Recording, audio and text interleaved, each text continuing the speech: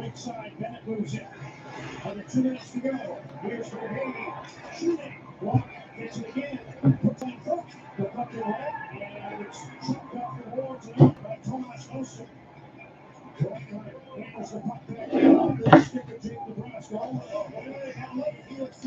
What's going on, everybody? John out here with you. I should be joined by Don Tottingham. He's my Oakland University Golden Grizzlies alum. He's going to be running color with me here today if we can get everything situated on that side. If not, it'll be a solo call. But let me give you the starting lineup. So for the Edmonton Oilers, it sounds like this. Connor McDavid, Evander, Kane, and Zach Hyman with Darnell, Nurse, and Cody Ceci. It's Leon Draisaitl, RNH, Ryan Nugent-Hopkins with Kali Yamamoto. Mattias, Ekholm, and Evan Bouchard will be on the back-end defense for Jay Woodcroft's squad. Ryan McLellan, Warren Fogle, and Derek Ryan with Nick Bustad, Quinn Kostin, and Phillip Broberg. It'll be Brett Kulak and Vincent Desharnais on the back-end defense with Stuart Skinner in net. Again, Edmonton is 50, 23, and 9. They were the second Pacific seed. And for the Los Angeles Kings, at 47, 25, and 10, third in the Pacific, it's Anze, Kopitar, Quentin Byfield, and Adrian Kempe with Mikey, Anderson, and Drew Doughty. Phillip, Danault, Trevor Moore, Viktor Arvidsson with Vladislav Gavrikov and Matt Roy. It's Gabriel Vilardi, Alex Fiala, and Carl Grunstrom. Rasmus Kupari. Jared Anderson-Dolan's going to draw in the lineup today with Zach McEwen. Alexander Edler and Sean Dursey will be the back-end defense with Jonas Korpisalo in net. So let me just give you a quick reset. We're waiting on the end of the Boston Bruins and the Florida Panthers. It looks like they're going to take a 4-2 victory. They'll take a 2-1 series lead. But the quick little recap as far as what was left in the series, because this is our first coverage here, a Hopeful Sports Guy. In Game 1, it was a 4-3 win for LA. Edmonton took a 2-goal lead twice. I'm going to get down in here right now. They took a 2-goal lead twice on that side. Leon Draisaitl got a pair of goals before they were able to come back a couple of times. McDavid ended up with 1 assist, and it was fans. They didn't like the tripping call at the end of it. Los Angeles got a power play, and they ended up taking that 1-4-3 at the end of OT. And Game 2 was a 4-2 win for Edmonton. Edmonton, one more time, raced out to a 2-goal lead. LA tied it up after 2 periods of play.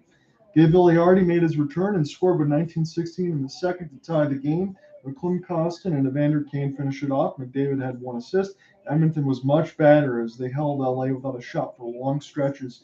It was 36-24 shots on goal, and Skinner got the win. He stopped 22-24. Edmonton was 1 for 1 on the power play.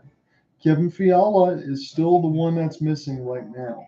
So we will see what ends up happening with that. It's been told that he's progressing, but Jared Anderson-Dolan will be in the lineup. He'll be in the bottom 6, likely starting on the 4th line. So when we come back, we will get into the starting play-by-play in color. Nowhere is out there. Your journey starts in the next generation GMC Kempe AT4X, the most advanced off-road mid-size truck, because the hardest places to get to are the only places worth going.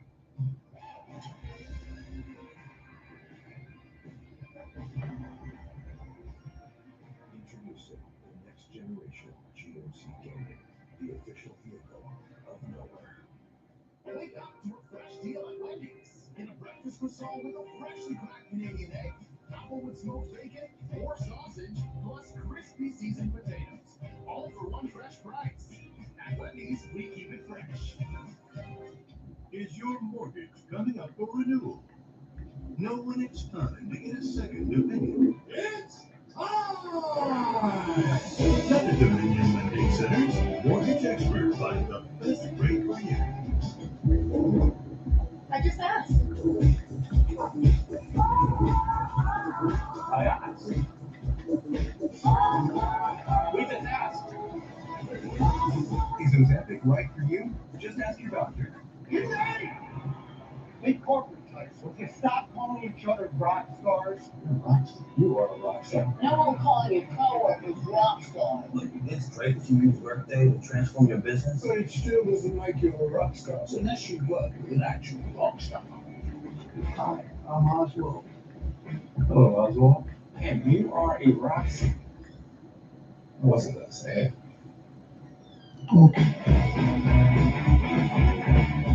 Picky? You? Come on, you're not picky. You just know what matters. Like German school. Okay, so I know Don is in here right now. I sent him the message to be able to co-host on that side. You should be able to click on your name be able to bring that up. Maybe even click on mine where you have the co-host, and you go in there, and that way I can pick up your audio. So when we do get in the official recording, everything else should be good. Again, on the YouTube side, we are just waiting for this game to end. And as we are waiting, I can go ahead and give you some scoring updates. Nonetheless, it was the New York Islanders with a 5-1 win over the Carolina Hurricanes. They're able to get the series to 2-1 now at the win at UBS Center. And this is the big one here for the Islanders because, again, with no Teuvo Teravainen with a broken hand, again, Rod Brind'Amour made it known that he was slashed. No penalty was called on that end. And he's still missing Andrei Svechnikov.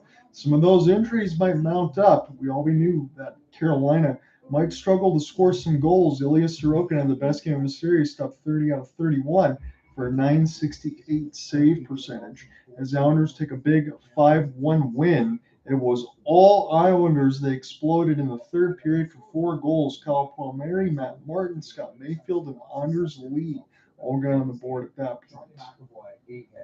Antti Ranta got roughed up a little bit, stopped 32 out of 36, but it really just spearheaded on the back end, and they lost it in that third. And then the 2-1 series lead now for Boston. They were able to bounce back. They get a 4-2 win. The Bruins take out the Panthers at FLA Live Arena. It's Taylor Hall, Charlie Quill, David Pastrnak, and Nick Foligno. They're up 4-0 for Gustav Forsling and Sam Reinhart scored for Florida. So I'll try this one more time. And if this pops up again for you, Don, all you got to do is just accept it. So I'm going to send it right now. And this should pop up across your screen on the Twitter space if you can hear me. Okay. Because I know that he's in here and he's listening. So we'll see if we can get him in here so I can record some of the audio. If not, it's going to be a little bit of a solo call on that side.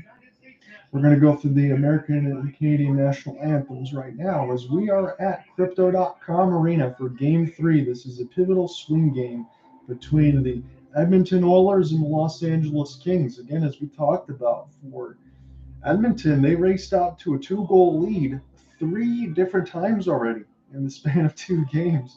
They couldn't hold it in Game 1. They did hold it in Game 2 with a 4-2 win.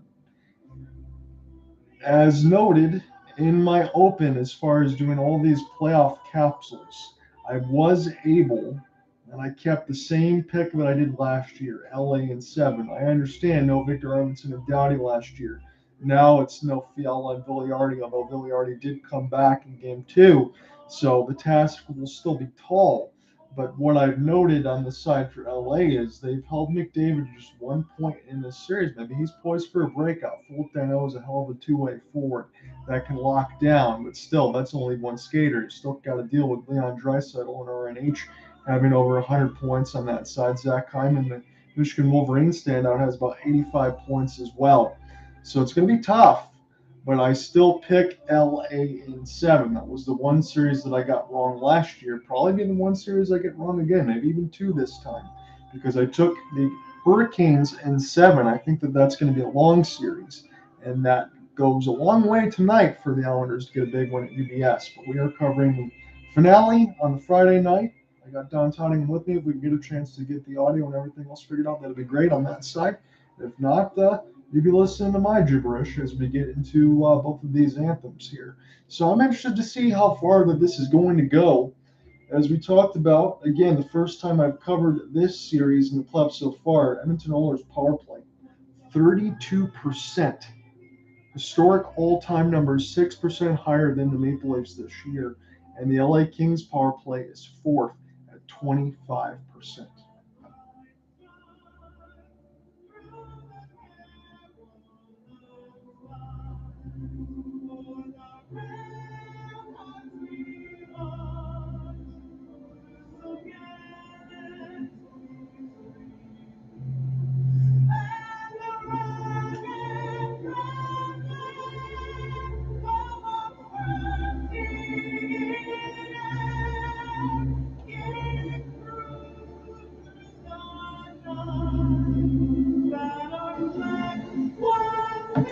As we're in the middle of the anthems from yesterday's coverage, I do have to send a shout out for those that are on the Vegas Fever podcast side when I did cover the Vegas Golden Knights and the Winnipeg Jets the other day. They're very kind to be able to retweet out my story, send out a like and a like. Again, I know it's not a huge thing, but it's not very common to see that. So I was very appreciative they reached out and sent the message as well. So hopefully, when I try to throw all these stories out, we get as much coverage as possible, because my game plan is to try to get as much of the first round covered as I can. I know next week it'll be Monday, I believe Wednesday and Thursday will be the only days that I can stream. It'll be very busy with the Watford Sharks on that end.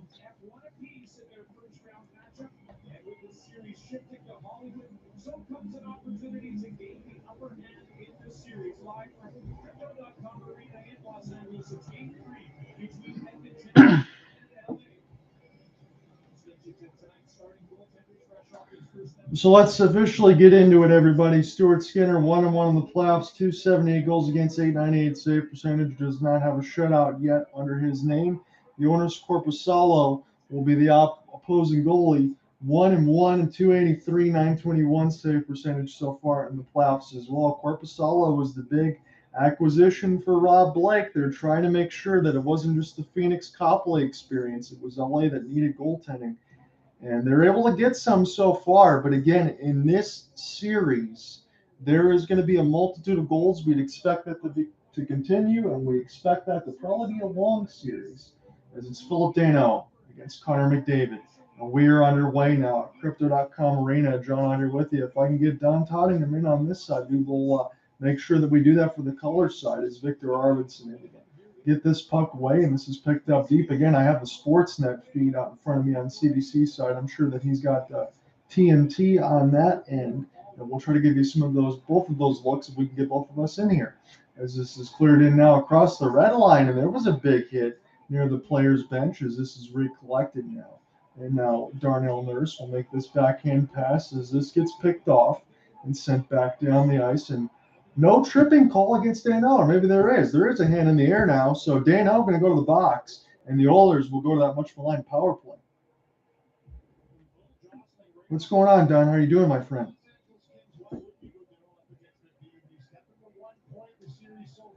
I know that he's in here now on this side. I know sometimes in between the laptop, I don't know if you're able to actually go in there and speak, although I do see you in there if everything is working. You know what, John? I got you. Sometimes you just have to unmute the microphone. No, I got you. Everything else is cool now. I'm glad that you could join me, man.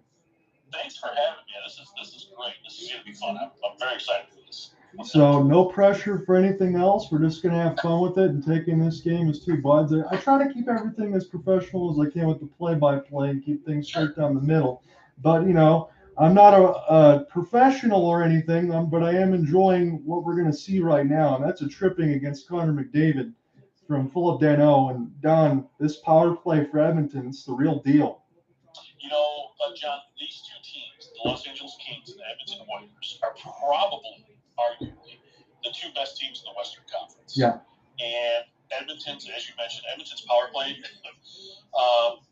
is dynamite. And you do not want to have these guys at the man advantage for too long if you're the LA Kings. And this is a big game, as you mentioned at the outset, for the LA Kings. They stole a point there, or stole a game in game one. I'll let you call it play here. So Bouchard had his pass go back to him, and Stuart Skinner will pick it up now for Leon Draisaitl. He'll drop it back to Evan Bouchard as they're off the races now. It's Connor McDavid, and off the backhand forehand, and that was fouled by Korpisalo. The taste of Connor's speed right there.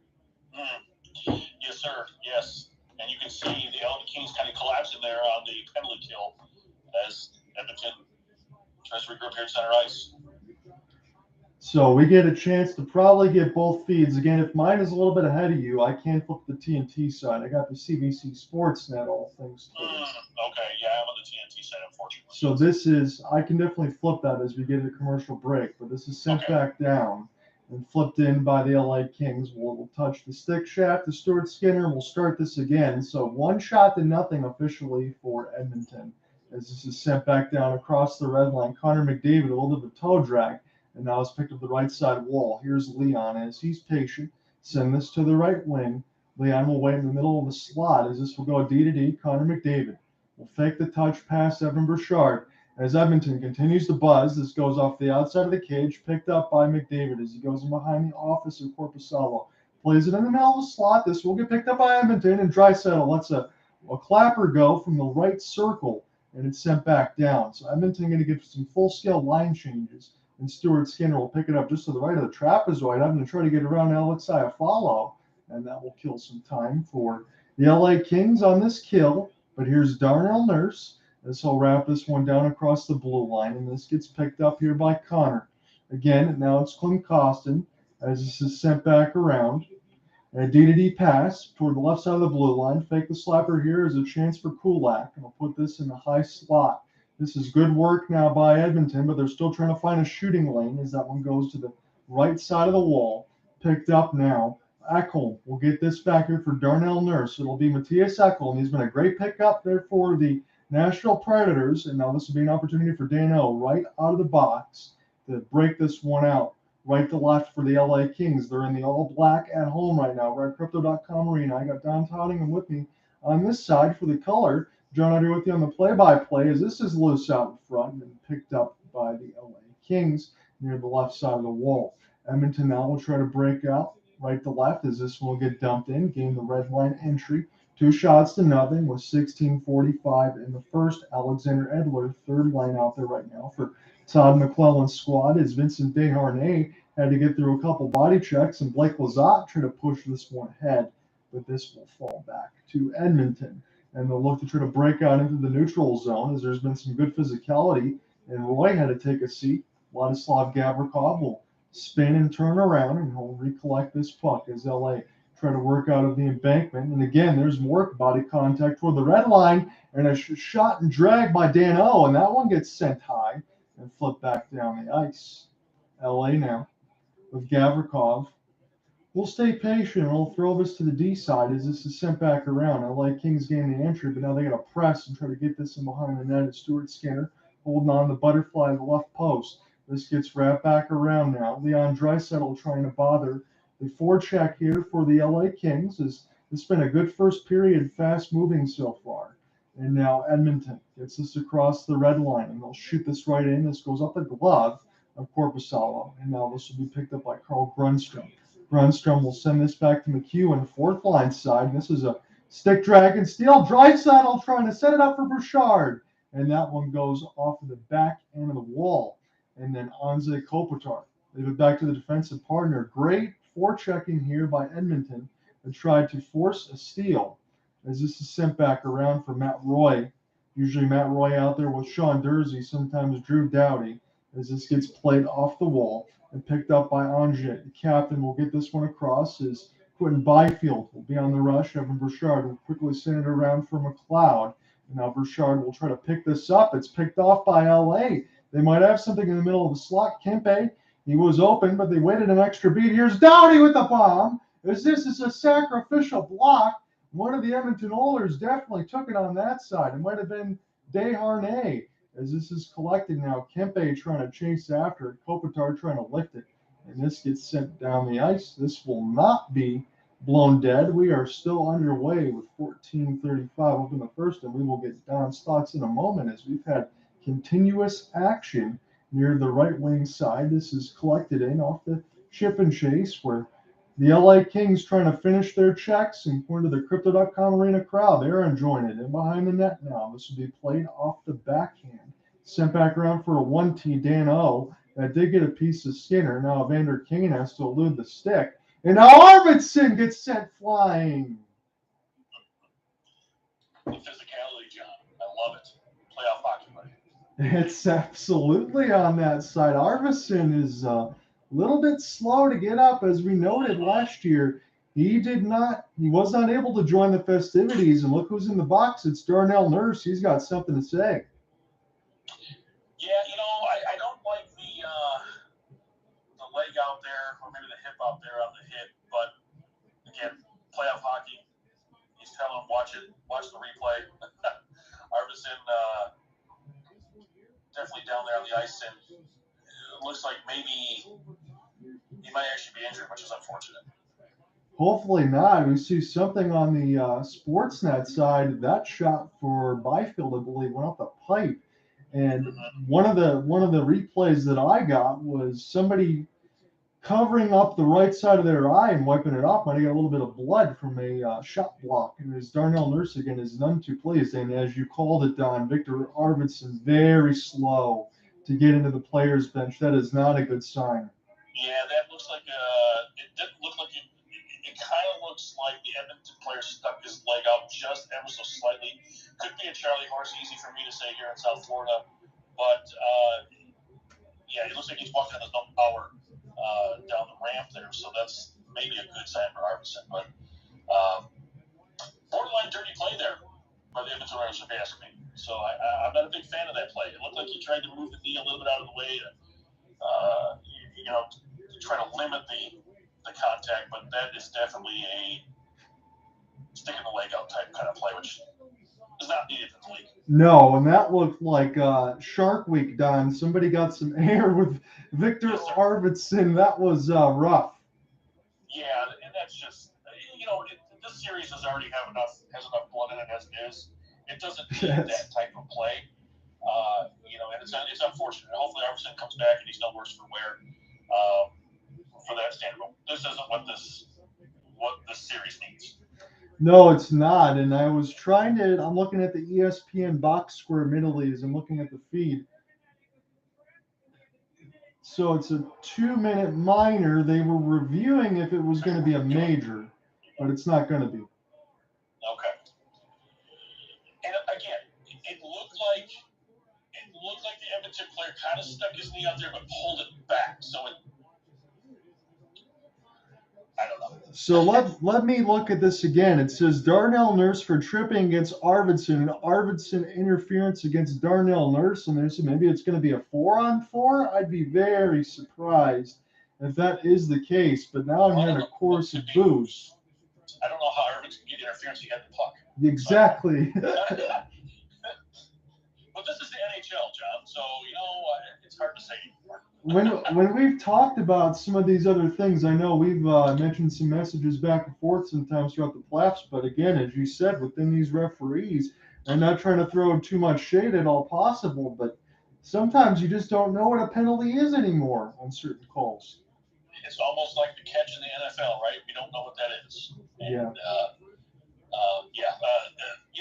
Again, you kind of feel bad because the LA Kings player was hurt, Arvidsson, so that kind of takes the sting a little bit, I guess. But nonetheless, it looks like we're 4-on-4, so the Kings just got to get back to doing what they're doing and start laying the body on. If they can start laying the body on and wear down the speedy Edmonton Oilers, they have a shot in this game. I agree with you on that side. You got to make sure you keep attention to detail between Draisaitl, McDavid, and everyone else per usual. I'm very surprised on that end. So Zach McEwen is going to serve the penalty against Viktor Arvidsson, the one that got injured. So 4-on-4 for 1:45. That's very curious. And now you have even more space for Draisaitl and McDavid to work with on this 4-on-4. So this is sent back around for Mattias Ekholm. They'll start the skate now, working way up the backhand. McDavid trying to drive to the net, and that might have been solved by Korpisalo, but I don't think he got the shot off. He just drove to the net, as LA Kings will be able to shovel this one down. And this will be a race for the puck, as Anze Kopitar gets a chance to win it, and he just gets pinned against the boards by the Evander Wolverine and Zach Hyman. So Hyman able to kill some time as well on this 4-on-4. 13-15 left to go in this first round here, alongside Don Tottingham, as we got play-by-play and color covered respectively. And everybody got their hands up in the air right now at Crypto.com Arena. And we're going to get a cross-checking call against the Oilers.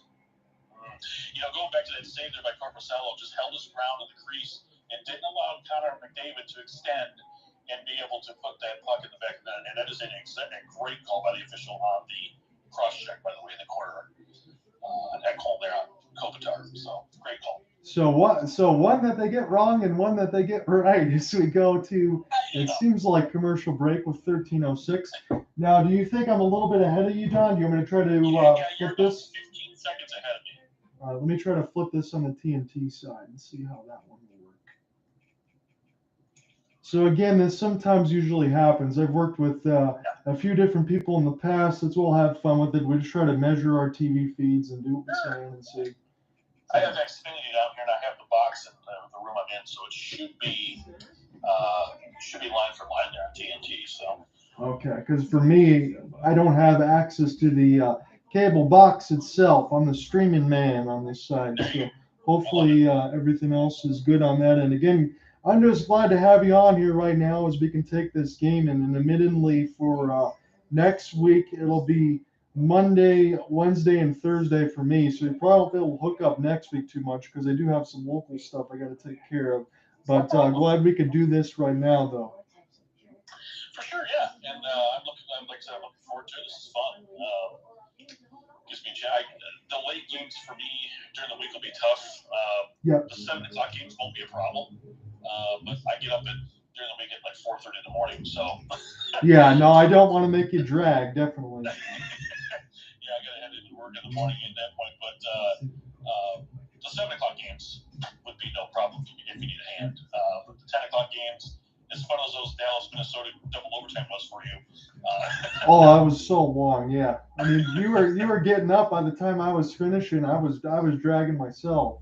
Yeah, I think I finished at 2:30 Eastern. So, what a great game! What a great series that's going to be.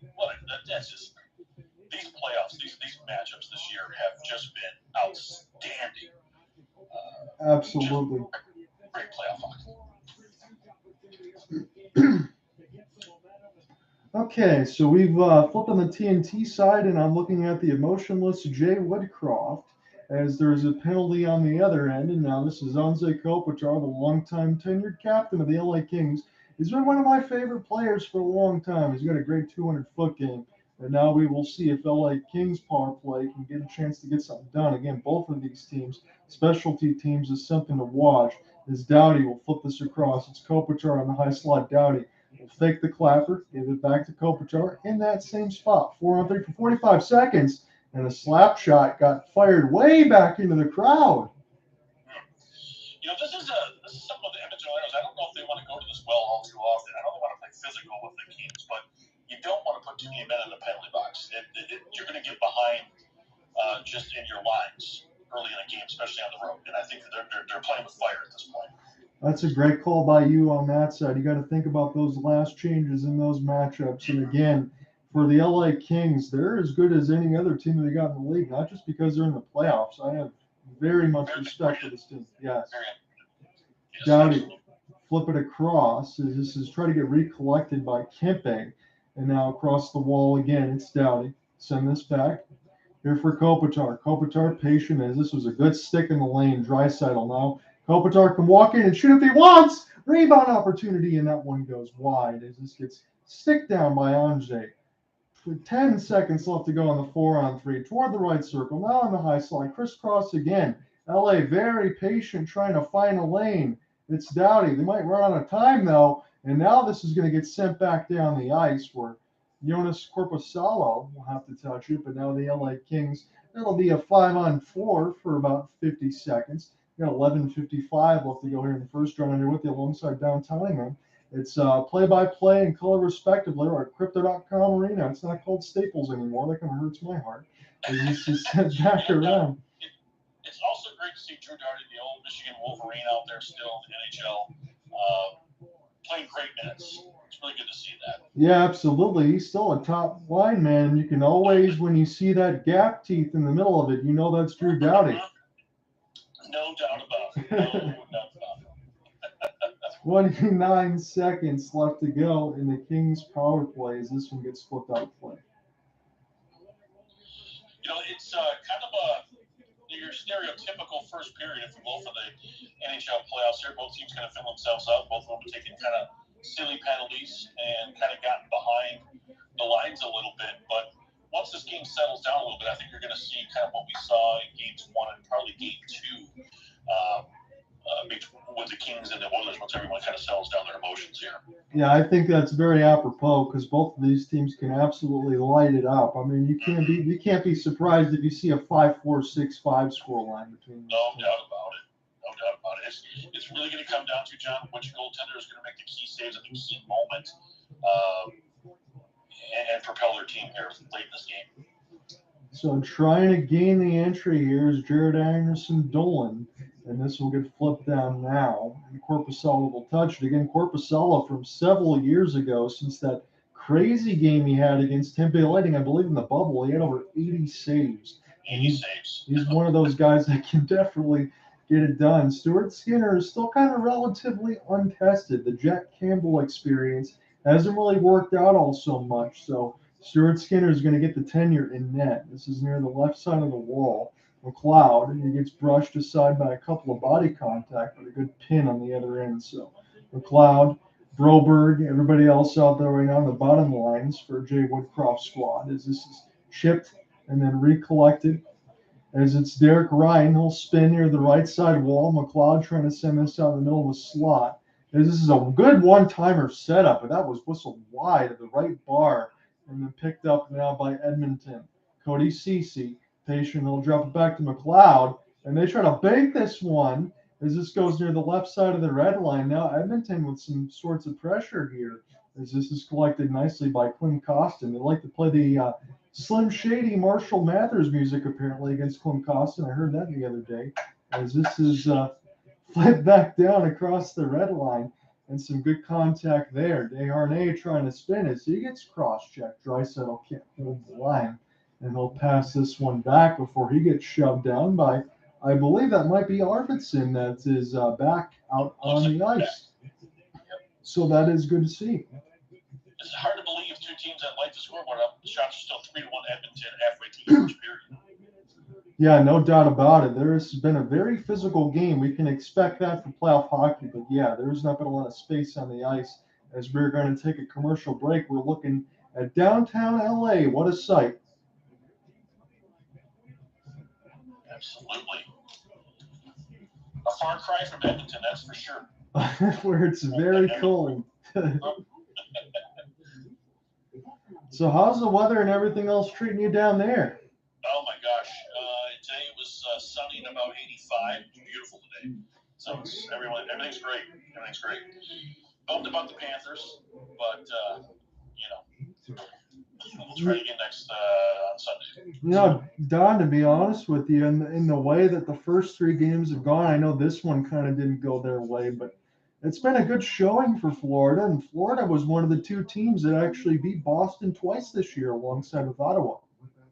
This is true, and Florida's kind of this yin and yang kind of team. I feel that they kind of came out kind of flat to start the season. Halfway through, kind of got back into it, and then got flat again. Mm-hmm. And then, just as everyone knows, went on a tear at the end of the season. Was it 12 out of 13 they won to close the season out to get into the playoff, and really knock out a Pittsburgh team that I don't know if there was a team that was kind of floundering or whatnot, but nonetheless they passed them in the standings. And then all they get is to play Boston in the first round, which is it the best team in the league? I guess we'll find out, but. Definitely statistically they were. So that's what you get for all your hard work. So, and they've hung in with them physically, which is something that most teams can't match with the Boston Bruins. Right. So I think that matchup is really, really good. Really, really good. I see Will Ferrell at Crypto.com Arena. He's a season ticket holder of the LA Kings, actually. That is a good call by you. I did not know that. He's a diehard LA King. He's been a Kings fan since way back in the 80s. He'll even tell you that. He's a big time Kings fan. That's very, very cool. I know. He's also the old Al Michaels season ticket holder of the LA Kings, by the way. Yeah, you got some very good alumni on that part when you mentioned those names. 9:20 left to go here in the first. It's a scoreless first. Again, as Don said, it's just 3-1 as we get an offsides. Now we get a little bit extracurricular. Somebody got hit in the mouth with a high stick. That was Dursey. He's getting away from the crowd, and one of the Oilers gets knocked down to the ice. There was a little bit of an elbow there by one of the Edmonton players. I didn't catch the number, but as he kind of skated by, the Kings player kind of took a little bit of an elbow right to the chops there. It started a little love fest here.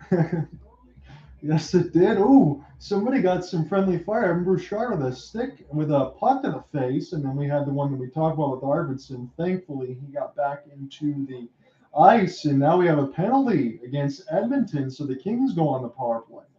See, this is, again, Edmonton is playing with fire here, and they've got to stay out of the penalty match. You cannot continue to put this LA Kings team on the power play on the road. These teams really haven't been able to settle into the game yet because they've been either penalty killing or on the power play. That's a great call by you. There's been a lot of extracurricular right now, and again, we keep talking about the shot totals. At least I'm bringing up 3-1 still with 917. That's a surprise, but with all the topsy-turvy play back and forth, it's definitely understandable. Fiala is the one that's going to go ahead and give chase, but it's Edmonton essentially get a chance to go ahead and kill some time. And the Kings were 0 for 1, but they didn't have a shot. They had some 4-on-3 extended time in the power play. They're looking for lanes, and those got blocked.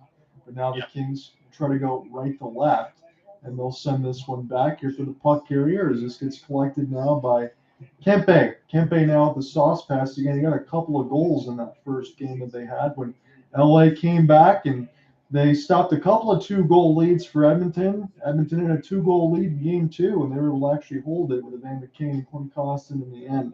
So it's Doughty off of the windmill, and McLellan will take a look at it. And now Kopitar from Kempe. Kopitar is going to peel back. They haven't really got a chance to get started yet to go right to left. And now Kempe sends it back now across the LA Kings logo, and they'll gain the offensive zone with a minute left to go in their power play. This would be their second.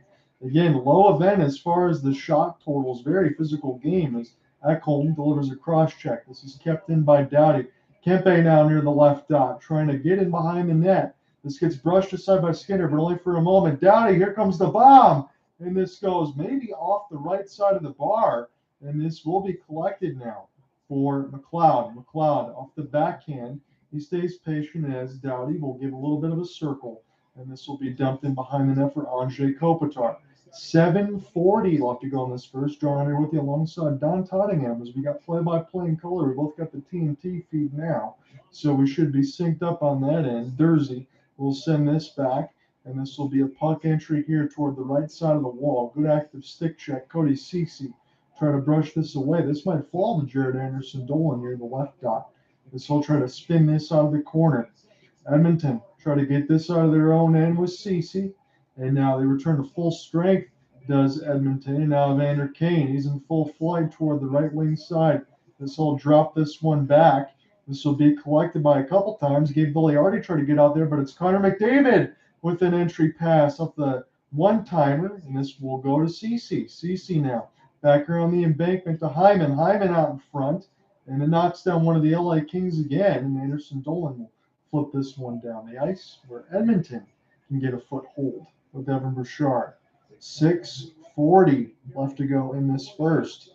Not a lot of shots right now. Not really overworked between these two goalies. Again, they faced about as many shots as Don and I have in this game right now as we're calling it. Yeah, there's been a lot of neutral zone play, a lot of physicality, a lot of feeling out here, even with all the power plays. So, interesting.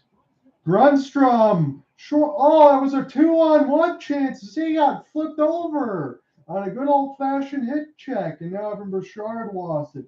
Trying to get this the other way. And Grunstrom now will collect and gain the entry. Flip it in from about 50 feet, where we'll be right in the catching glove of Skinner. Skinner just staying pat, calm, cool, and collective. As you mentioned, the Jack Campbell thing hasn't worked out for the Edmonton Oilers like they had hoped. But Skinner's come in and led the way for the Edmonton Oilers down the stretch. I mean, it's a very different goalie tandem down from what we saw last year when it was Mike Smith. So there was some Mike Smith gaffes in that series. He loves to play the puck, as the shot we mentioned before hit the top right of the crossbar and stayed out. He pasted it right off the crossbar. Right here, you can see the replay and little flounder and stoink right there, right off the crossbar. Alex Fiala gets a chance to take the draw. He scored the Game 1 power play goal in overtime. The Edmonton fans at Rogers Place didn't like that late call. This will be ice. They did not, and the thing is in my opinion, the Kings stole Game 1, and rightfully so. Edmonton did enough to keep the Kings in the game and gave the Kings the first game. So the Kings stole the game. They should be down 2 games to none in this series, but they're not. It's tied 1-1. This is a huge game for the Kings. You can't give home ice advantage back to the Edmonton Oilers tonight at Crypto.com Arena. Would you say, Don, essentially that the Kings need to win both or at least split? The Kings need to win both games. They need to go back to Edmonton up 3-1. You gotta steal in Edmonton in game 1. You gotta hold that. I got you on that side. We'll see if they can do it. We see that Minnesota has taken a 1-0 lead on Dallas. We will give you updates at the intermission. Maybe I will have Don do a little bit of the scoreboard watch here for me. For sure. And give you the updates. I'll do that, yeah. And 1-0 to Minnesota. That series is unbelievable as well. I didn't think it was going to be as even as it is, but Minnesota has really raised their game to beat the Dallas Stars. Yes, and as this one goes offside, to your point, Don, that series has gotten very nasty between the two teams. You know, it's almost as if Dallas left Minnesota at one time and left town. So, yeah, they haven't forgot that. Minnesota. The Minnesota North Stars, yes. Yes. By the way, a great vintage jersey. If you're looking to purchase one, that is one I would highly recommend. The one that I did get, Don, and that was from one of my main broadcasters in Hopkins that lives in Seattle, Washington. He was able to send me a Matty Beniers, so I'm going to have to wear that one tomorrow on stream. There you go. So another Wolverine. I like it. I had to make sure to go ahead and get that one before the Garbage Fanatics deal by the NHL because I see those jerseys fall apart. It's disappointing. I'm not going to lie to you, but from a business standpoint, I understand. Yeah. Is that a 10-year deal, I believe it is? I believe it was a 10-year deal, yeah, because they just finished up with they was Adidas? Adidas, yes. So Adidas had been there since 2008. That's when they went to the shrinking jerseys. So us guys that like to drink beer, those jerseys don't fit us very well. And so maybe the Fanatics will move them out a little bit, so you have the dad bod jersey. I'm hoping for it. Because I know we went from that. We also had Reebok, and I think the Steve Eisman one that's in my closet is CCM. So CCM, yeah. CCM was, John, I want to say CCM was the gamut. I mean, they ran jerseys 50-plus years. From the time they went from sweaters to jerseys. And then, again, as you mentioned, Nike and Reebok kind of went back and forth. Yeah. So we are back from the commercial break right now, and Don, I'm very surprised. We are waiting for a goal here. Yes, we are, and we're also seeing some players there on the Edmonton Oilers bench, as you saw, kind of stick his stick out there and get the LA Kings guy in the ear. Just let him know where he was at. Yeah, you always try to get your shots whenever you can. Again, we'll have a scoring update for you as far as the first intermission because this Minnesota-Dallas one's getting spicy as well. 4:50 left to go in our first. It's just 3 shots on a goal apiece right now as the LA Kings will send this one across. Phillip Danault had this rush away from his stick, and now the LA Kings will have to go back, check up, get back on side as this gets sent back down the ice. And now there's some body contact near the left side of the boards. This will allow the LA Kings to get back down the other way. It's Kempe. He'll fire. That was a good wrister off the left blocker of Stuart Skinner as this is sent back around the inboards now and dumped down. And we will have an icing call. Well, John, update from St. Paul, Minnesota, 2-1. The Wild lead the Dallas Stars. 17:05 left in the second period. And we're going to have to continue to monitor that one because I know you mentioned with the LA Kings about having to win both. I'm going to tell you this. I think Minnesota's got to win both at XL Energy because Dallas, they can score more than Minnesota can, I believe. No question. Minnesota has to win both games there at home. It's going to be a tall task. I'm not going to lie for Minnesota. But as you saw in Game 1, they did the same thing the LA Kings did. They stole a game there in Dallas. So can they hold serve at home? We'll find out. We will find out indeed as we got 4 minutes left to go in our first period between the Edmonton Oilers and the Los Angeles Kings. It's Gabriel and Hyman. They get a little bit tied up, but it's Adrian Kempe. Got to watch out for him as he makes a great pass there. Kopitar! And that one goes off the left side of the backboard, and this will be picked up now for Evander Kane. Evander Kane going to like to shoot this one. This drops off the backhand.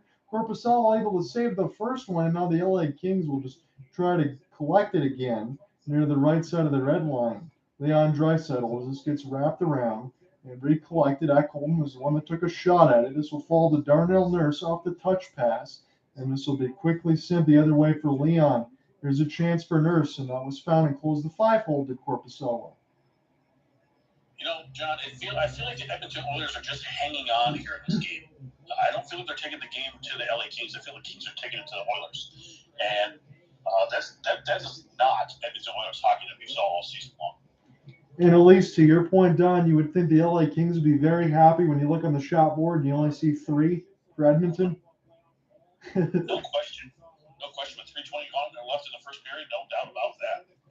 I know this, again, has been one of these periods that's been full of penalties, but we will see if these two teams can find their foothold, because I would expect the press from both of these teams. Well, this is exactly what the Kings wanted in the first period at home. Yeah, no doubt. 3 minutes left to go in the first, as this is played in off the backhand and trying to finish a check as one of the Oilers sent Sean Durzi flying. He's been hit a couple times pretty hard. And it'll pick up now off the backhand. This will try to be sticked away by Kari Yamamoto off the lift. And now it's a battle with the left side red line, Gunstrom.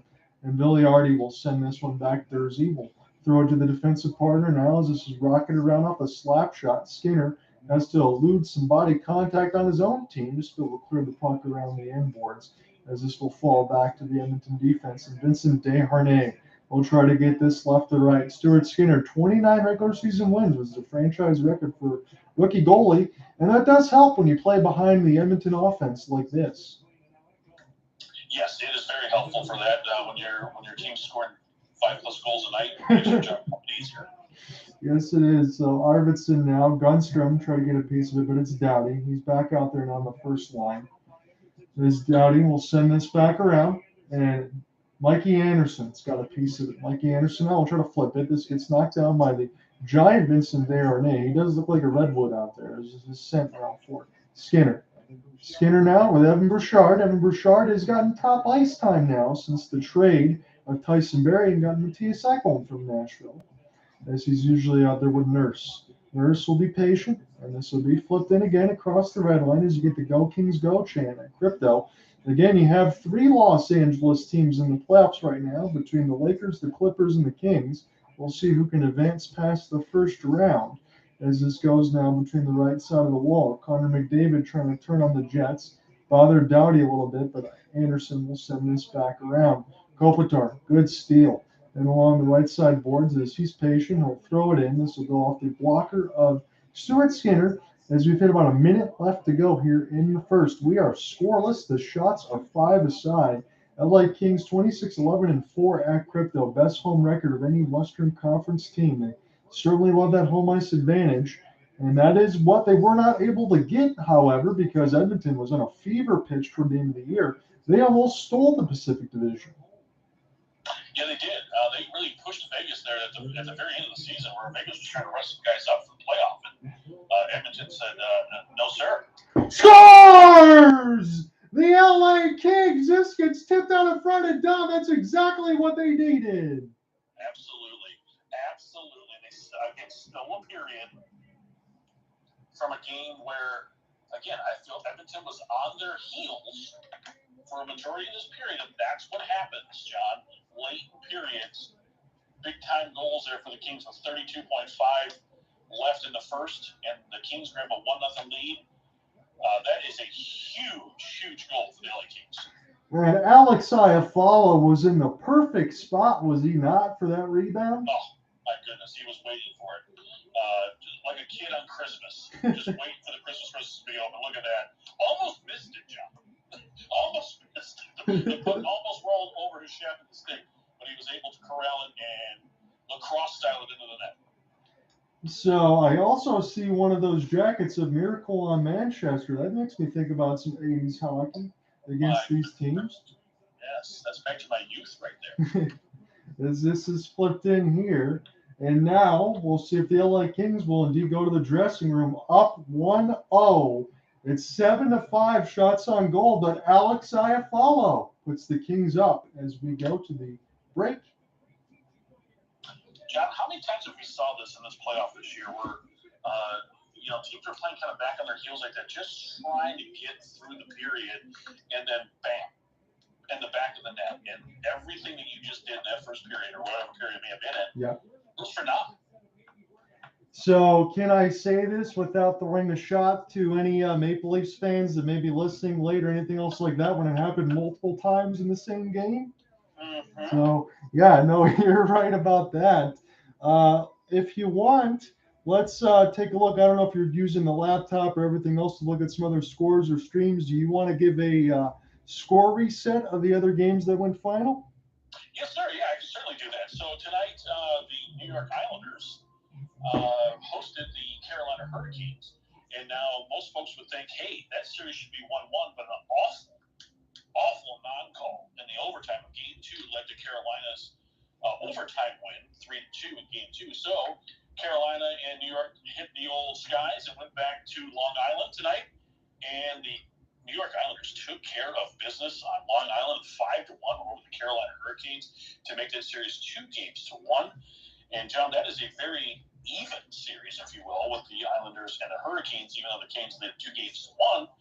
I feel that series could go either way. If the Islanders can hold serve at home, you're going to have the best of 3 going back to Carolina, with the Islanders maybe holding some momentum there. So that could be a potential upset, if you will, in that series. Also tonight, Boston traveled down to Sunrise, Florida, just on the other side of the state from me, and took care of the Panthers 4-2. That was a 4-0 Boston lead late in that third period, and the Panthers kind of pumped in 2 goals late, but it was not enough, as the Boston Bruins take a 2-1 lead in that series. And honestly, I think if you ask any Boston Bruins player, they're probably going to be lucky. They're going to say they're going to be lucky to have a 2-1 lead, because in my opinion, I think the Florida Panthers have outplayed the Boston Bruins in that series thus far. So we'll see what happens in Game 4 there on Sunday in Sunrise. And then right now in St. Paul, the Minnesota Wild, stars 2-1 in the second period. I am going to take the 5 minutes intermission again. I won't commentate over all of it, but I will give a live look in. I'll let you know if anything else goes in between Dallas and Minnesota. I want to hit on a couple points that Don just brought in on the side of it. And first, let's go into an order side for the New York Islanders. Again, admittedly, when I was doing all my capsules and getting all those published, I said Carolina in 7. And when I ended up going through it, and they won the first 2 games, I'm thinking maybe I overshot that one a little bit. But now, again, with Svechnikov, he was injured going to the playoffs, and now Teuvo Teravainen with a broken hand, I was a little concerned, Don, if I'm Carolina, thinking about where's the goal scoring going to come from. And you have Ilya Sorokin on the back end of the pipes for the Islanders. Again, as you just said, if they hold serve at UBS, the Hurricanes can find themselves in the same situation they were last year, meaning when they're not in PNC, they don't win games. They didn't win a road game last year in the playoffs. So that could be tough.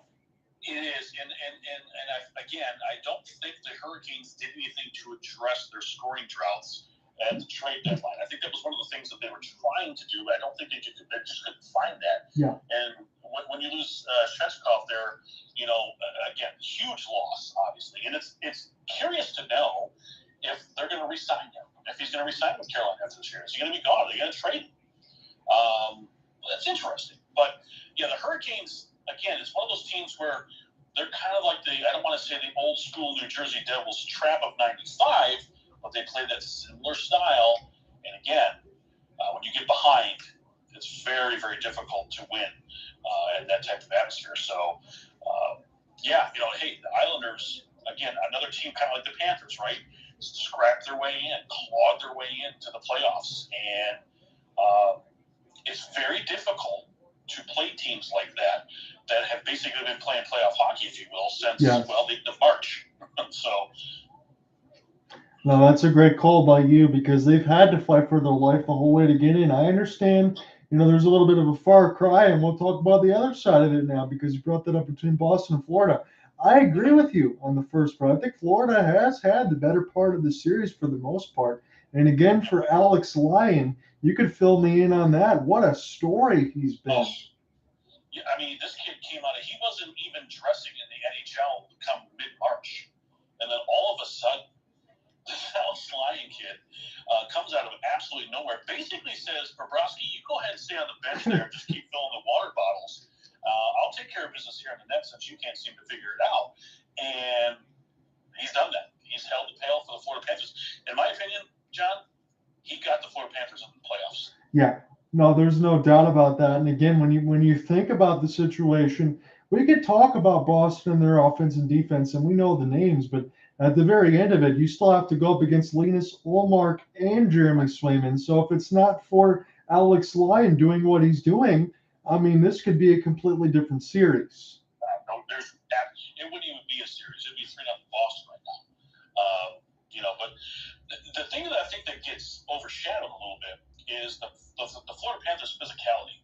They are able to stay punch for punch, throw for throw with the Boston Bruins, which is something Boston hasn't had to do all season long. And Boston's been one of those teams that, yeah, they had 65 wins. You can't take that away from them. But of those 65 wins, how many of those were come from behind wins? How many of those were late wins? How many, I can count a couple of them just against the Red Wings.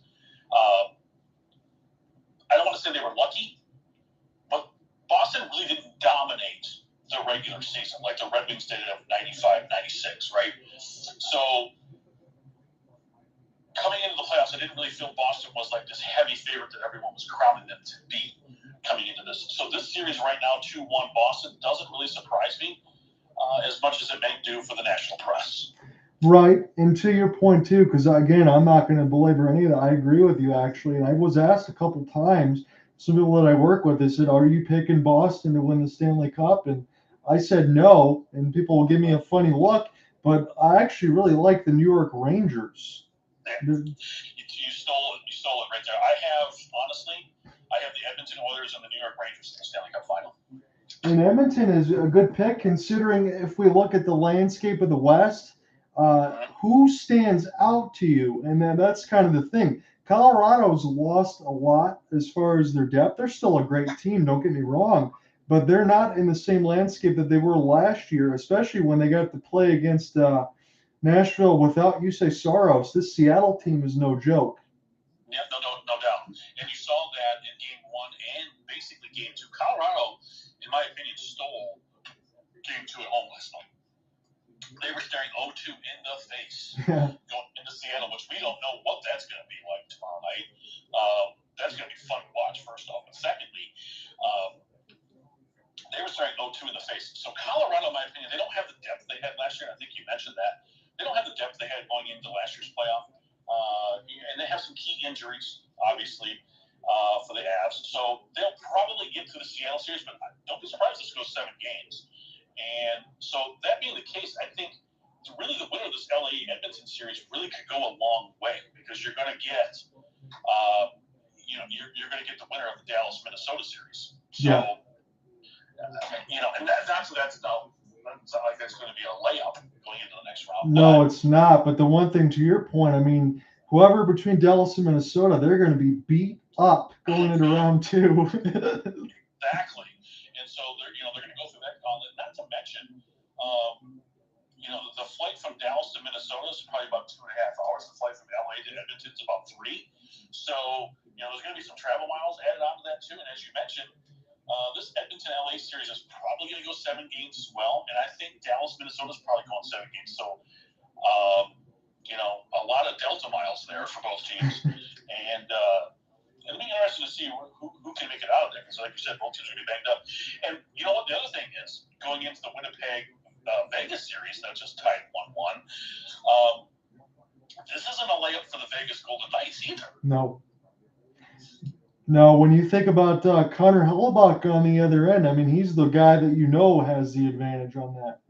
And I do like Winnipeg as far as Kyle Connor and Mark Scheifele and Pierre-Luc Dubois and some other pieces. I know Dubois might be going somewhere else, I'm saying that next year maybe. But they have some of the top-end pieces that can compete, although yesterday was really big for Mark Stoneville to come back from those back issues and get 2 goals and an assist. And it's one of the situations, too, where it felt like a couple of years ago with Nikita Kucherov with the LTIR, here comes Mark Stone. Yeah, this long-term IR thing is starting to kind of get a little frustrating, and it's going to be interesting to see how the NHL responds to it. In my opinion, they're going to have to put something in play where if you don't play a percentage of the amount of games throughout the season, so hypothetically, I'll just make up a number. If you don't play 75% of your team's games, or at least available for 75% of your teams, if you don't qualify for the playoffs, and it might be something that they're going to have to do that. It's going to be unfortunate if they have to do that, but it's going to be something to curb that because, again, as you mentioned, Kucherov basically stopped playing in January and then played in the playoff. Well, I mean, you have a half a season off against guys that have been playing for 82 games. Is that fair? I don't know. You can make the argument. And the same thing with Stone. And I love Marcel. Stone's such a great player. I mean, going back to his days in Ottawa and now coming over here to Vegas, he's a likable guy. And so is Kucherov with Tampa. There's nothing wrong with the guys, but they're just playing the game. But does the NHL have to come in and make a rule, to make sure that doesn't happen? We don't know yet. It's probably going to happen. We'll see. And the other problem is, John, do you have the salary cap count towards the playoffs? Because as of right now, it does not. So, that's another question. What's the point of having the salary cap if you're not going to count it in the biggest time of the year? So, and that's to your point. That's why the LTIR comes in, where Vegas is able to get guys again. It's not all the same names, but Jonathan Quick. I mean, they went through 5 different netminders, try to secure some of the other pieces that they need to, and then they get in the playoffs and don't have to worry about it. Which that's a great point by you. And does that propel them? Because they finished 2 points ahead of the Edmonton Oilers. If that rule's in place, does Edmonton win that Pacific Division? Probably. Yeah. Mm-hmm. And so, if I'm the Edmonton Oilers, well, again, I don't know, because the Edmonton Oilers have to host the Winnipeg Jets. I don't know if that's a positive or not, but, I don't know, it's an all-Canadian matchup. That would be great. Yeah, well, we'll see, and we'll figure out what's going to happen for the rest of this. I know the other day it was a huge response for the Toronto Maple Leafs to go back and punch Tampa right in the mouth, but it was kind of an ugly scene there for Michael Bunting the other day when he got that suspension. And again, he's one of those guys that's going to be up for free agency. And if I'm thinking about that for Detroit, I'm going to say no. Yeah, no, hard pass on Bunting. I'll tell you, first off with Bunting, I've never liked his game. I think he tries to be too much of a Brad Marchand without Brad Marchand's skill. Right. And the thing that sours me the most about him was the fact that, and maybe it's not his fault, but the fact that he was in the Calder running last year with Mo Snyder. In my opinion, he was 27 years old. Granted, he had played the most games as a pro, so that qualified him. But in my opinion, he was not a Calder candidate. The only reason he was a Calder candidate is because he played in, probably the NHL's most media-friendly city of Toronto, and that's the only reason he got into that setting. So, in my opinion, John, I don't think Nick Bunting makes probably 28 of the 32 NHL team rosters right now, honestly. There's just not a place for his game. That was an absolute cheap shot that he threw there in game one. It was completely the correct call. Yeah, he got Eric Chernak pretty good. Yeah, I mean, it just threw the shoulder out there. He was trying to say it was shoulder to shoulder. I'm like, no, that was shoulder to chin. You just can't do that. And it's not a play we need in this game. It's not a play we need in this game. And it's frustrating to see that these guys just don't respect each other. It's a play you don't even have to make a hit on. Follow the guy to the corner, put him into the corner. I'm fine with that. But to throw your shoulder out there and hit his face, and for a guy that Bunting wants to be, it's not needed in this league. So. No, and to your point again, from last year, you would think about Bunting and say, yeah, he's a pretty good player. But from this year, the production's down a little bit. And now the mouth and everything else has started to ratchet up. He's got that persona around the league where the refs are certainly calling it tight, but that's from his own doing. And that's going to cost you some dollars. And Sheldon Keefe there for the by the way, it's 3-1 Minnesota now. Sheldon Keefe there for the Toronto Maple Leafs, the head coach. He's like, look, I've tried to have a heart-to-heart with this guy, but he's just not getting it. So when the head coach is saying that, I feel like game one was his chance to kind of rejuvenate himself, maybe, put the pass behind, and he couldn't do it. He drew a stupid penalty early in that game, which put Toronto behind. They put Tampa on the power play, which we all know Tampa's power play. Don't have to describe that. And it cost his team a goal right off the rip. So, even when he's back from suspension, I don't know if they address it. He's not going to be up in the popcorn stand for the Toronto Maple Leafs here the rest of the way. Yeah, I can definitely tell you this. He's not going to be a top 6 forward. No, sir. Absolutely not. And it's unfortunate. But you had mentioned the only series we haven't talked about so far is the Rangers and the Devils. And, the Devils were a team when they ride a 14-game winning streak, and then they had one, I think, 12 or 13 or something like that going in halfway through the season. So they kind of a team that's rode 2 big winning streaks. That's a credit to them. That's great. They have a very young squad. But, again, youth sometimes doesn't do well against veteran presence, as the New York Rangers have. And the New York Rangers are absolutely showing that in this series against the New Jersey Devils. Because, too, Don, for me, it's for all the strengths that New Jersey has, and I don't take any discredit on any of the other end, the New York Rangers are still right there, plus they have all the experience, as you said, and you got Igor Shesterkin. Oh, don't forget about Tarasenko. Right. If Tarasenko is able to add a point a night for the New York Rangers, that is exactly what the Rangers were missing last year against the Tampa Bay Lightning in that Eastern Conference Final. Had Tarasenko been on that team last year, going into that Eastern Conference Final, I think they would have blown the doors off the Lightning last year. But they didn't have that second line scoring or that third line scoring. This year they have it with Kane and they have it with Tarasenko. And I'm telling you, the New York Rangers right now are probably one of the most dangerous teams in the NHL that nobody seems to be talking about. Yeah, because when you think about it, too, and the reason why I said that I wasn't picking Boston, I think the Eastern Conference is a bloodletting. It's a gauntlet no matter what. Yeah. But, when you have the Rangers, I mean, if it's going to be Rangers-Boston, I'm going to be glued into that with all 4 of my eyes on that side. But that's going to be a great series. Even if, here's the thing. If the Islanders somehow upset the Carolina Hurricanes, we could possibly get Islanders-Rangers second round. That'd be great. Get your popcorn ready for that one. Yeah, and then we'll finally get to see who the best goaltender in New York is, because Sorokin and Shesterkin are really, really good.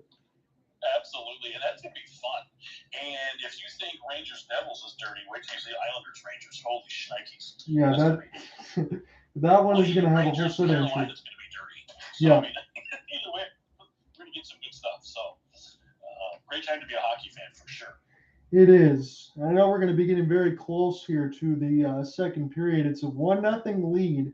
It was 1927 left in the period. Alex Fiala with his second in the playoffs for Matt Roy and Anze Kopitar. So how it is to be a goalie in this game right now, it's Stuart Skinner 6 out of 7 and Korpisalo 5 out of 5. A little bit of light work right now for the first period. Yeah, and I think both teams, didn't get off to the good footing and get into the game with drawing, I guess you could say, silly penalties there. Mostly, I mean, when that happens, you have to play your top 2 lines. And when your top 2 lines have to play, well, lines 3 and 4 don't get into the game. And that kind of gets you behind the 8 ball. And I think that's been a detriment to the LA Kings and maybe even the Edmonton Oilers. So I think the Edmonton's got to stay out of the penalty box and do what they do. Take the puck to the net and make Korpisalo work for those things. Right now, he hasn't had to do anything. So we will see what changes right now as we're just underway here for second period puck drop. It's McDavid trying to drive the lane. He'll send this back for Evan Bouchard. He'll fake it, let it go through the traffic. Korpisalo says no on the first one, and this will be put across the left side wall. Here comes the bomb from Ekholm. This will fall right back to him as he gets taken down, and this will get across the LA Kings logo. With 19:20 left to go in the first, John Under within the play-by-play alongside Don Tottingham as we have play-by-play and color respectively, and we get a stoppage with 19:19. And that's a good start by the Edmonton Oilers. I think that's a good shift for the first line coming out here in the second period. Again, I think they need to establish their strength here in the second period and get this game evened up as quickly as possible. So we are taking a look at some of the physicality, some of the hits, and anytime I see Connor McDavid on the ice, LA, they've done a great job in this series. As we said, they average about 4 goals per LA. They're Edmonton, excuse me, at 3.96. LA's got them about 210, 230 in the Pacific Division foes on that end. And McDavid has just 1 point in this series right now. I know it's not all about points for Connor, and he's not going to care about that. You want to win the 4 games, but LA's done a great job against him. Well, you notice the Kings, every time McDavid's on the ice, there's not a black or white jersey that far away from him. Right. So he's not getting time and space. And that's what you got to be able to do because he can create it with the best of them. So CT, we'll send this back around here for Leon Draisaitl. And Draisaitl, again, you can't cover everybody. He's had a great series so far. This is a backhanded sauce. Big save by Korpisalo. He's got to get back in the net. And this will get sent back down and collected here for Cody Ceci as he gains the red line. Edmonton going to take some wholesale line changes here for their offense. And this will go left to right now as the LA Kings dodge a couple of hits. Kempe will throw a stick out there, and the pass gets deflected. And this will be collected here by Anderson Dolan. And now Kulak will get a piece of it, and this will be sent back the other way. Fogle had this bounce away from him. Vincent Desharnais will brush it, and this will be collected, put across the neutral zone again as Edmonton is kind of just stuck at that spot right now as Derek Ryan will take a look at it. This will fall back to Jonas Korpisalo. Gunstrom, he gets hit. Vilardi will drop this one back to Dursey. Dursey will survey, and he'll make his outstretched pass to Alex Iafallo. He's got the 1 goal in this game. Of the last 21 seconds of the first period, you know what that can be. Crushers at the end of a period when you score a goal.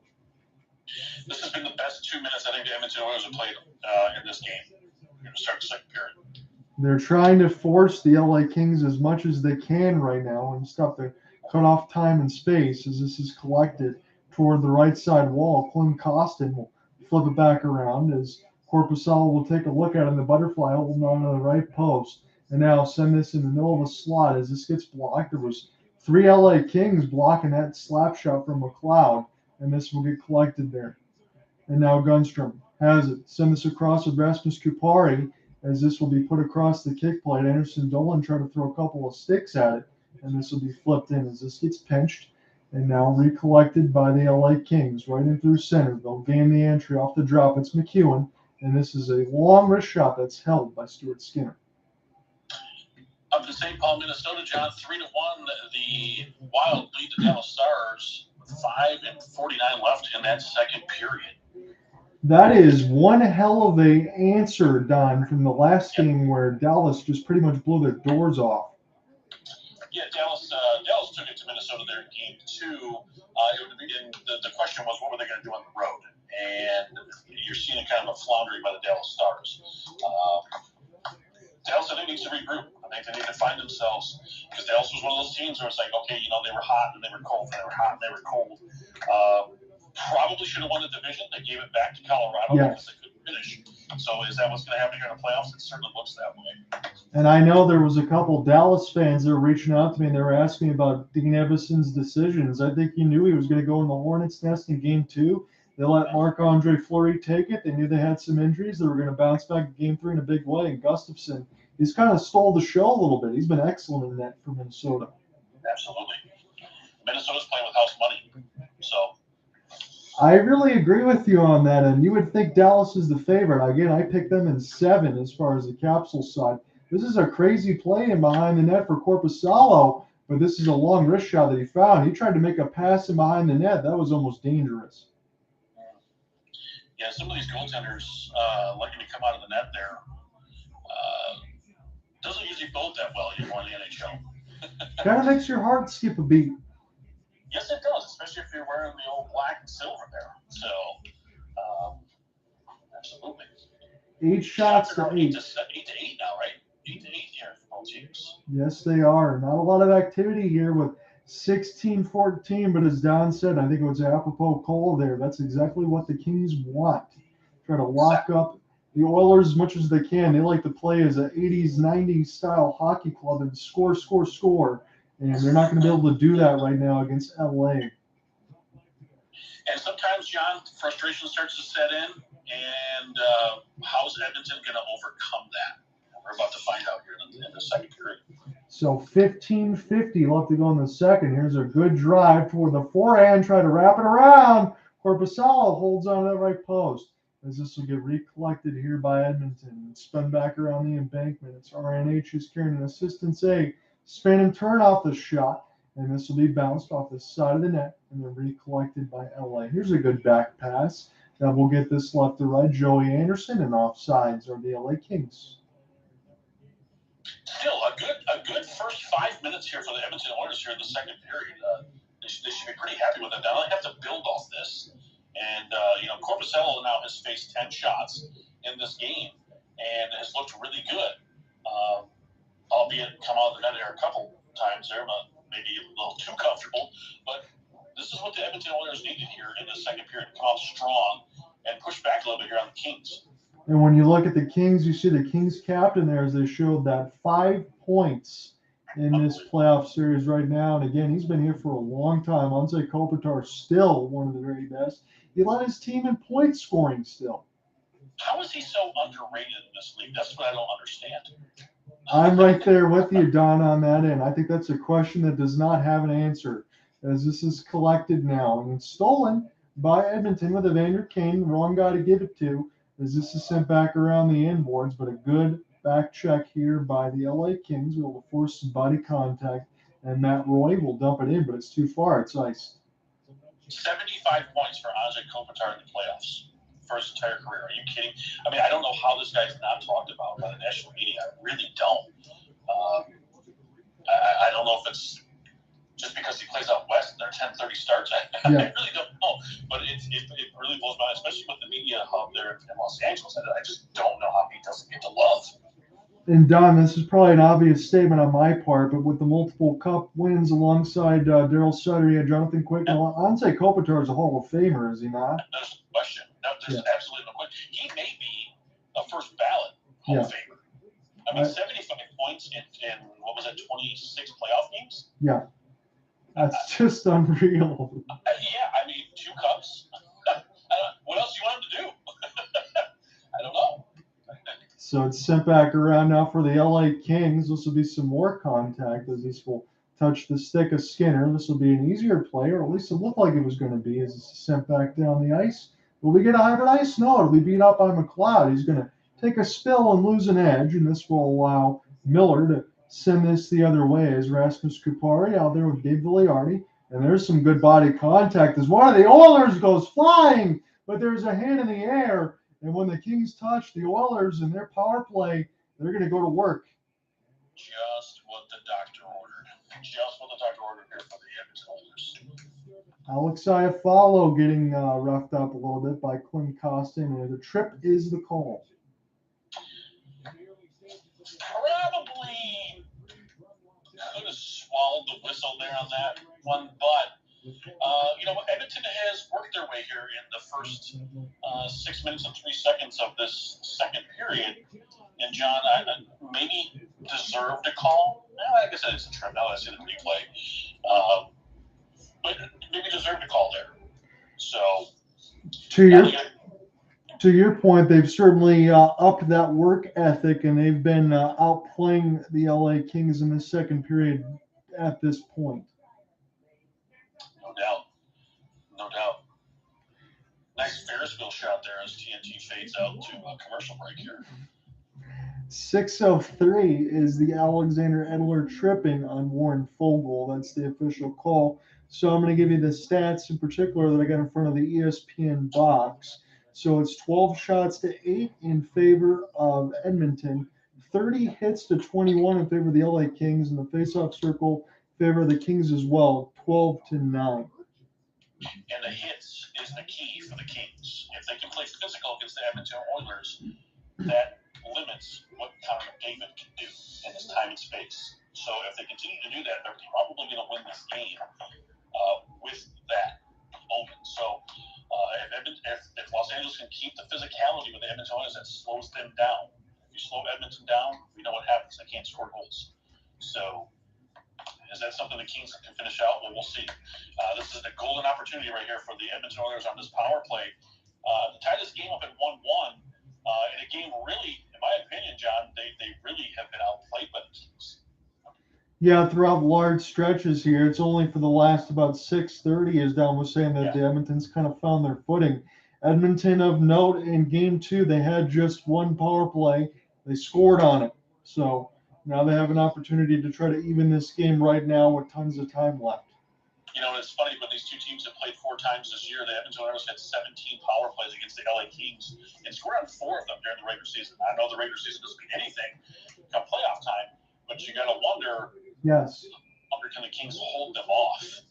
That is something that you definitely carry into, because ask that about other teams. I know they play each other 4 times, as you said, but you're not going to hold the Edmonton Oilers power play like that. I mean, the LA Kings have certainly found some kind of elixir that's worked for them as this is collected now. Near the left side of the red line, it's kept in by Evan Bouchard, sends it across. Now back to Bouchard as he fakes the slap shot in the high slot. It's RNH, now Evan. We'll get this across Connor McDavid. Bouchard still patient. Here's Connor. Crisscross again with Bouchard. He lets the slap shot go. This gets expertly blocked and an easy clear down the ice for the LA Kings. The Edmonton Oilers outscored the LA Kings this year 10-9. So 40% of the Edmonton Oilers goals against the LA Kings this year were on the power play. It's time for them to step up for the Oilers right now. They're going to need to do so as McDavid with a drive-by. That shot goes wide from Draisaitl and flip back down the ice. This could be a race for the puck, but the long forechecker there for the LA Kings will go ahead and take their change smartly. And Edmonton's power play is down to a minute left. 12:55 left to go in the third. That's a great stick and drag. Sent back across for RNH, and this will be flipped back around. LA will get this out again. Edmonton's power play hasn't done anything just yet. Nope, they're struggling to get the puck in the zone. They're not dumping and chasing like they normally would do, and let their skill players go into the corners and get the loose pucks. So here's number 97. He gets around some body contact of Adrian Kempe. Drop it here for RNH. And now Bouchard. Bouchard will drag. Leave it here for Nugent-Hopkins. Send this across. It's Draisaitl. Now Bouchard. Back in the high slot. Connor McDavid lets it go. Ripper scores! There you go. There you go, John. That is exactly what the Edmonton Oilers needed right there. Connor McDavid with an absolute ripper off the top of the right. And it's a tie game. What an unbelievable wrist shot. Off the bar, down and in from about 35 feet away in between the dot. Oh, my goodness gracious. That is just not fair, ladies and gentlemen. It's not. It's really not. And you almost feel bad for Korpisalo on this shot. Like, look at this. Oh, my. Oh, my goodness. As Don said, you're talking about perfect placement, but the speed. 22 postseason goals for McDavid, and we know that's going to continue to climb. The only thing left in that man's resume is a Stanley Cup, and that's what he wants this year. And, John, you notice nobody in a black jersey around Connor McDavid as he took the shot. Yeah, no, you just called that. You're trying to cut off the time and space, and he had plenty of it near the left circle. Here's a stretch pass. And this is a good back check by Jersey. That could have been a breakaway. And Edmonton, all of a sudden, the lights have come on. A drive to the net, saved by Korpisalo. Back pass. Here's a scrum for the puck. And Korpisalo, thankfully, can get a hold of it. Korpisalo so far has been the difference in this series for the LA Kings. Just really kept them alive. Because in Game 1, that team could have been 6-1 Edmonton. Korpisalo held his ground and is doing the same thing tonight. So far here in the second period. And I believe TNT was saying that Zach McLellan's going to go to the box for LA. Did they not just learn? Yes, Bukestad took a high stick, and it looks like the Kings are going to be short. Well, that just means that you can go ahead and double shift old 97 here, Don. You know what? At this point, we're halfway through the hockey game. You're riding a little bit of momentum. You have the Kings back on their heels. You're down into the second period. I wouldn't say you're going to pull the goaltender here, but yes, I'm double shifting 97. So Draisaitl will go ahead and take the draw. They kind of mix and match that in between Connor McDavid. Again, high sticking is the call against McLellan, and this is sent back here in the high slot. Here's Connor. He's in his office. Here's a slap shot, Nugent-Hopkins. And that, I don't know if it went off the bar, but it did get a piece of Korpisalo. As now Edmonton really buzzing. Here's McDavid, gets around the stick lift, drop there in the high slot for Draisaitl, and that one gets sent down the ice. How did Edmonton not score on that one? Hit check. on McDavid, but he gets right back up, and now he has the puck from RNH as this is back in the high slot. Here's Connor. He just took a hit. Now he gets a chance to make a play as this will get sent back down and now moved around here for Connor. Here's a stretch pass for Draisaitl. Draisaitl now patient off the forehand. Send it back for Bouchard. Connor McDavid in the left circle. Now he lets it go and scores again! Forget it. If you're going to allow McDavid in 97 just to dance around out there all by himself, you're going to pay the price. And that's exactly what happened. This is an exhibition here, Don, and Connor McDavid is showcasing his skills. He took a hit, took a clean hit, hip to hip, gets back up, circles around, and dances around. The Kings don't come out to play him, leave him wide open. You cannot give Connor McDavid that much time to fire the puck at the net. Just you can't do it. Doughty's got to get out there. He's got to get up further out front and block that shot and contest it. He did not do that there. Maybe winded a little bit, but the PK. But you can't leave Connor McDavid. You can't allow Connor McDavid to skate in to the faceoff dot uncontested against your goaltender. It's going to go in the back of that every single time. Because what you mentioned again, this was only about 5 minutes ago, and that was because of a quick power play experience for Edmonton when they scored on both. You just said that the LA Kings were doing a great job getting out and making sure that Connor didn't have any space. And now all of a sudden in these next two power plays, they gave him all the space in the world, and he made him pay near the left dot both times. And now all of a sudden, John, 2 for 3 on the power play. Yeah. And so again, 66% of their goals, well, 100% of their goals then are on the power play. But again, going back to the regular season, 4 of 10 of their goals in the regular season were on the power play. So I guess if you're going to live by the sword. Yeah. And 15 to 8 are the shots on goal, by the way, for the Edmonton Oilers. Scores! The LA Kings get a power play on an unsportsmanlike from Draisaitl. This pass goes off the backboard and then slap shot it in. This game is madness. Bad placement there by Skinner, I think, there for the Edmonton Oilers. He just didn't come out and play the puck up and come off the boards. And I guess Lady Luck is on the Kings' side to tie this game at 2. That is absolutely ridiculous. You don't often see a 150-foot bank and off the boards. Kempe walks into a 1T essentially, and it beats Skinner. Terrible penalty, by the way, by the Edmonton Oilers after they've taken a 2-1 lead. Stupid little slash on the ankles there on Doughty there, and leads to the power play, which I guess at this point probably led to Kempe being wide open for that shot. Yeah, it was Draisaitl that got called for a slash on the legs, which is really ill-conceived and ill-timed considering you just scored, took the lead, and then allowed the LA Kings to go right back and put this one in. And this game has certainly turned. Kempe with 8 points in his last 5 playoff games there for the LA Kings. Unsung hero, if you will, for the LA Kings at this point. I mean, Don, when we're looking at the replay there, I mean, the only way you get that open is if you're in a video game and practice by yourself. Yeah, and even that might be a stretch. So, yeah, I mean, that is you almost can't even – that looks like the old boards there at Jomo's Arena. When it bounced back off there. My goodness. It certainly did. And now McLellan off the drop. Here comes the bomb for Kane. And this one saved 5-hole by Korpisalo. Again, there's 15 shots to 9, but we got 4 goals on the board between these two teams. And it's all power play goals for the most part here. It's all power play, especially in the second period. There's about 9:30 left to go in this middle frame. This has been a lot of fun. Again, Don Tottingham has been very happy able to join me with this. I'm glad to have him here as we take this in for the first time and call a game. I think it's been going well, my friend, and I think this has been a great game that we chose so far. Absolutely. This has been fun. I knew this was going to be fun. As I mentioned before, 2 of the top teams in the West, in my opinion, and this is a great game to call tonight. And it was a little boring there in the first period, if you will, shooting-wise. But now we've kind of got back into our 1988 style LA Kings. So 9:06 left to go here in the middle frame. It's a 2-2 game.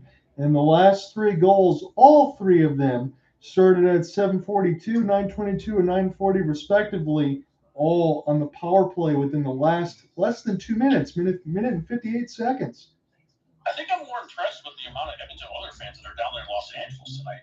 A lot of orange and blue in the crowd tonight. I have to respect that. My hat's off to them. It's unbelievable. Absolutely on that end. And then the other thing that we can talk about in this series, again, it was only a matter of time. Again, Don and I wouldn't say otherwise. But Connor McDavid with his first two goals in the series, and no surprise they come on the power play. And as Don astutely said, when he had that space on the left side of the dot, he just had all day to shoot. But that second goal is something of supreme magnificence because he took a big hit into the neutral zone, popped right back up. He got the space. Doughty elected to go for a shot block. He couldn't get there in time, and it's in the back of the net. The other thing is, as you mentioned about double shift in the 97 line, that's exactly what the Edmonton Oilers did on that power play, and it proved to score the second goal of the game.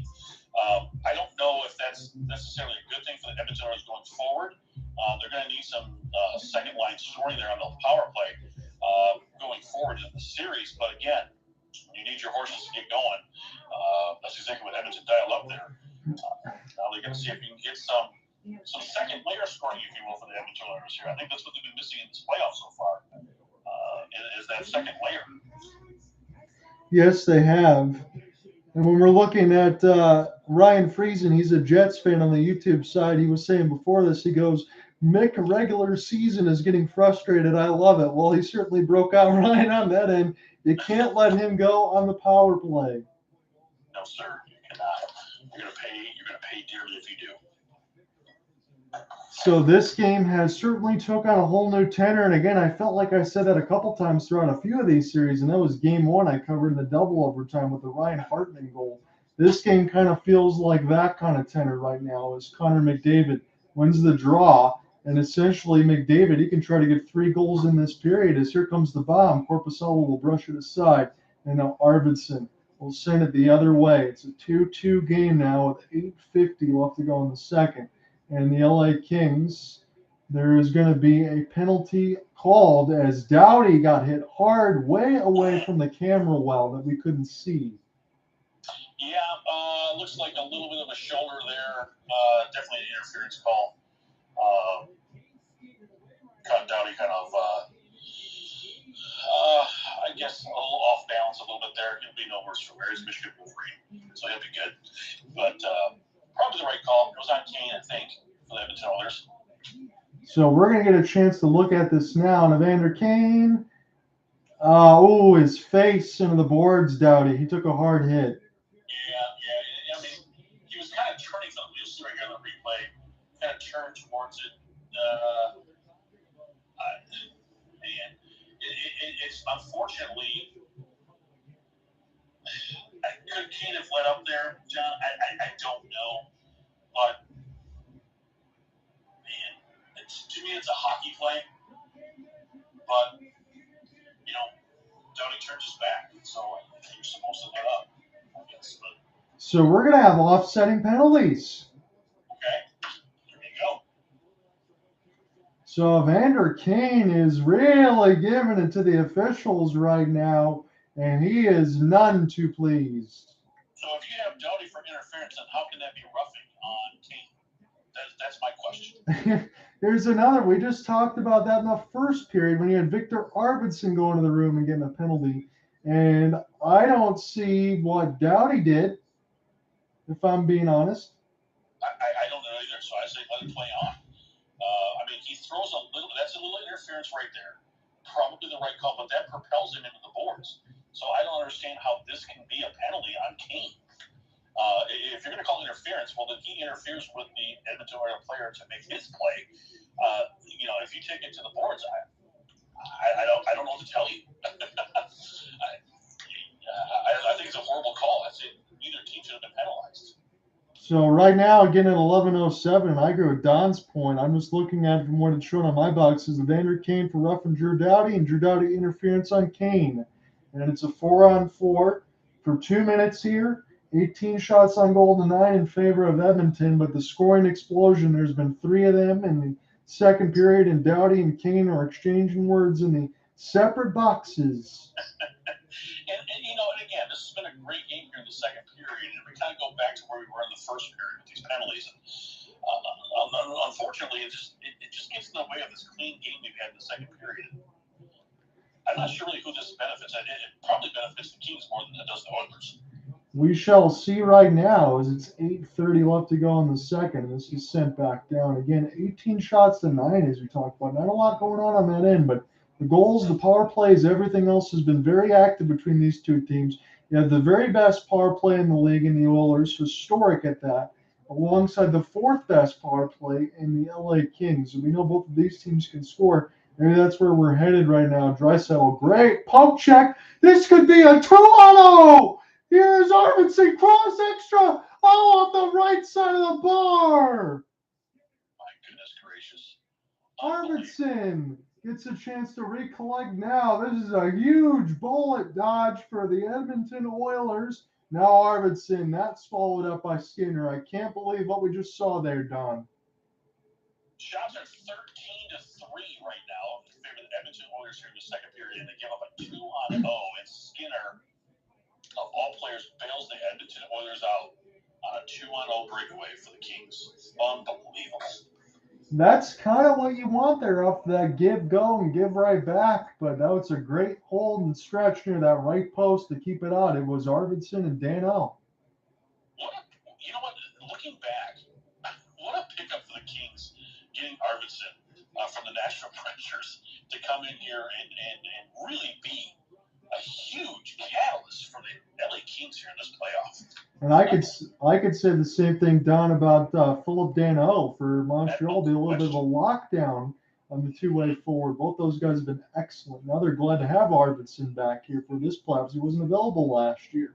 There's Trevor Moore try to send this back around now. Desharnais will cancel it off, and Edmonton will send this back down. The 4-on-4. It's been very heavily favored here for offense. We've seen a lot of it in the second period. It's a 2-2 tie. And we're trying to see who wins this pivotal swing game to go up 2-1. Long wrist shot. This one gets blocked aside by Stuart Skinner. I'd say Skinner, he's been pretty good on a couple of the opportunities that could have certainly been a goal in that last sequence as Yamamoto will get this back the other way. And that was to be an opportunity. Darnell Nurse off the backhand. We'll go ahead and take his change. We'll just dump it in. As Edmonton has this in behind the office of Korpisalo. As this gets recollected near the right side wall. Edmonton, here comes a slap shot, Desharnais. And this one will get blocked. Desharnais probably has a chance to pick this up. Yes, he does, near the left side of the blue line. As there is some severe body contact near the left side of the red line now. Evander Kane back out there. He was just really upset alongside with Doughty about the penalty call against him. And we know the former boxer can do some damage, even on the scoreboard as well. As this gets collected now, Kane has it. Send this as this hits off the embankment near the left side wall. Edmonton patient off of this and matriculating this around the horn. This will go back now for Edmonton. Great puck movement, waving in and shooting. And that one was blocked aside before another hit gets finished off by Kane and sent back down the ice. This will go against the Kings. Kane is a great player when he just plays the game. When he starts to get off his game and starts arguing with the referees and, for lack of a better term, running his mouth out there, is when he gets in trouble. And if he can just focus in and play his game, he's dynamite. Absolutely. I couldn't agree with you more, Don, because he can score, he can skate, he can provide that grit and sandpaper. He does it all. And would look good in the wing wheel, I'm just saying. But, again, he is a great player if he would just play his game and just stop letting some of the little nuances of the game take over with him. You saw just before he was going to the penalty box there arguing with the referee, and McDavid just kind of had to tap him there on his leg and say, hey, just get in the box, man. We'll kill it off for you. Yeah, no doubt about it. Here's a stretch shot, and this is picked off by Korpisalo near the left post, but this is in behind the net trying to look for a centering pass. This one bounces off of Kempe and now picked up near the left side of the red line. And this is some good forechecking here as Ekholm. He's been an excellent pickup from the Nashville Predators. Wrap back around, and this is recollected. Again, he was at a plus-minus of an even 0. He was about plus 20 since coming over from the trade deadline. He's absolutely transformed the defense here for Edmonton, and that's what they really need. They already score enough as this is sent back around. And now Skinner will take a look at it as we get a very long look in behind the net. And essentially a timeout back there for Evan Bouchard as they get all their personnel ready to go the other way. Right to left for the rest of the second period. It's Brett Kulak. We'll put this in across the red line, and this will, I believe, be iced 4:54. It is. Shots are 19-12 in favor of the Edmonton Oilers here in the second period. They've outshot the LA Kings, I believe, if my math is correct. I'm a history major, so that is going to be, 13 or 12 to 5 in favor of Edmonton here in the second period. So they've picked it up a little bit.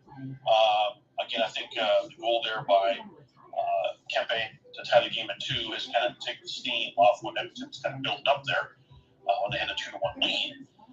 But John, as you see, it looked like the Kings kind of laid off the physicality a little bit, and they're kind of back on their heels and got that goal tied at 2 and kind of right back into their game plan. For me and the LA Kings, and to your point, it never really seems like they're bothered, no matter what the situation is. With Todd McLellan and the rest of the squad and their team, they always seem to play their game no matter what the score line is. I know sometimes, yeah, they are. And I know sometimes that's a thing that people say, well, that's an obvious statement or it goes without saying. But the LA Kings, they really do. They do that better than most teams. You know, and it's again, that's kind of who they've been all season long. And if you haven't followed the Kings this season at all, you've really missed out on some really good hockey out there in Los Angeles. So the Kings have been one of those teams that a lot of people say, oh, they're surprised. It's not a surprise to me. No. It's been building for a while, and coming into last year's playoff, I mean, probably one of the better first-round series last year was Edmonton and Los Angeles, and they had a 3-2 lead against the Edmonton Oilers last year, and of course lost games 6 and 7. The rest is history, but And this is all alongside Rob Blake, and this team was supposed to be in a rebuild. They've kind of done it on the fly over the last 3 years. Absolutely. Yeah, they were supposed to be the Anaheim Ducks. I mean, they were supposed to be in a full rebuild, and that just never materialized. Some of the guys just came along and just kind of fit in. So, good for them. That's a good thing. Yeah, and I can't believe it, but I know we touched on this in the broadcast, still kind of spearheaded from Anze Kopitar and Drew Doughty, too. Right. Yeah. No doubt. No doubt. And it's almost, you wonder if the Kings didn't really want to let that go away. What they have. By the way, up in St. Paul, still 3-1 Minnesota as they lead the Dallas Stars early in that third period, 19:46 to go there in the third period in St. Paul. So we will continue to monitor that one and see who takes a 2-1 series lead. And that's what we're waiting for in this right now, as this has been a second period that's had 3 different tallies, all on the power plays. As it's a couple goals for Connor McDavid, as he's kind of got off the schneid, but he's never really been in one anyway. It's just the LA Kings defense. But again, it kind of crumbled a little bit. He got some space near that left circle. That's kind of where Ovechkin likes to shoot. Connor McDavid made no mistake when he's able to rip on a couple of those. So we're about 4:05 left to go. And here's some good body contact by Ceci, but this will go to the Kings. There's an open stretch pass, and this may go the other way here for Edmonton. As Bouchard off the drop, Draisaitl, quick backhand move, patient, and it's got blocked by McEwen. This will be picked up now by Nurse. Nurse will get it across in the high slot as Edmonton looks to start again near the right dot. In the middle of the circle, that was a snapper, and that was fired wide by Kari Yamamoto. He'd want better there. And this is recollected into the neutral zone, as in the LA Kings might have got away with a trip. They'll go ahead and take a change with 3:30 left to go in the second. John out here with you on the play-by-play, joined by Don Tottingham, as we got the color covered on that, and he's joining me for the first time, and I've really enjoyed this broadcast with him. Happy to have him along, as this is picked up now. 2-2 is the score line with about 3:15 left in the second. We're at Crypto.com Arena. Ekholm puts us around the kick plate as one of the LA Kings gets taken down pretty hard and now near the right side of the blue line and toward a left dot turnaround shot. That one's found by Korpisalo in the catching glove. Evander Kane, John, 24 goals against the LA Kings in the last 3 seasons. That seems like a lot because he hasn't been here all that long. Exactly. But remember, he has played in that Western Conference. And so, yeah, I mean, he's kind of lighting the Kings up there a little bit. Now, some of that's not fair because the Kings were competitive there for a couple of those years, but that's a player you got to kind of watch out for. It seems to me he has LA Kings number. Yeah, he does. He had a great playoff series last year, again, on that side. As this is driven to the net, turnaround shot, and there was just a host of humanity in front of the net, and somehow the LA Kings able to put this left to right. Now they'll pick it up as Byfield gets taken for a ride. He is the second pick in the draft, I should say, from a couple of years ago. The youngster getting some playoff time is Kempe. This gets settled back down with a hand. He picks it right back up. Here, a drop pass. This goes just maybe intentionally wide off the kick plate and picked up behind the net for the LA Kings. Byfield still on this right now, trying to now skate around Connor McDavid. Keeps alive. Kempe with a turnaround chance. And this goes near the right side of the red line. Doughty for Anze Kopitar. Great pass toward the right dot. And this is found by Skinner as he was falling down. Absolutely. And again, now I feel like the Edmonton Oilers are kind of back on their heels a little bit here late in the second period. I think the Kings have kind of took the game back to Edmonton here. And that's to your point, Don. This has been a great pull of the rope on both sides, hasn't it? Absolutely. It has been that tug of war, as you will, for both teams here in that second period. It kind of felt there early on in the second period when Edmonton grabbed a 2-1 lead that they could maybe push this thing to 3 or 4-1, and then LA ties the game. And this is very similar to what we saw in Game 1.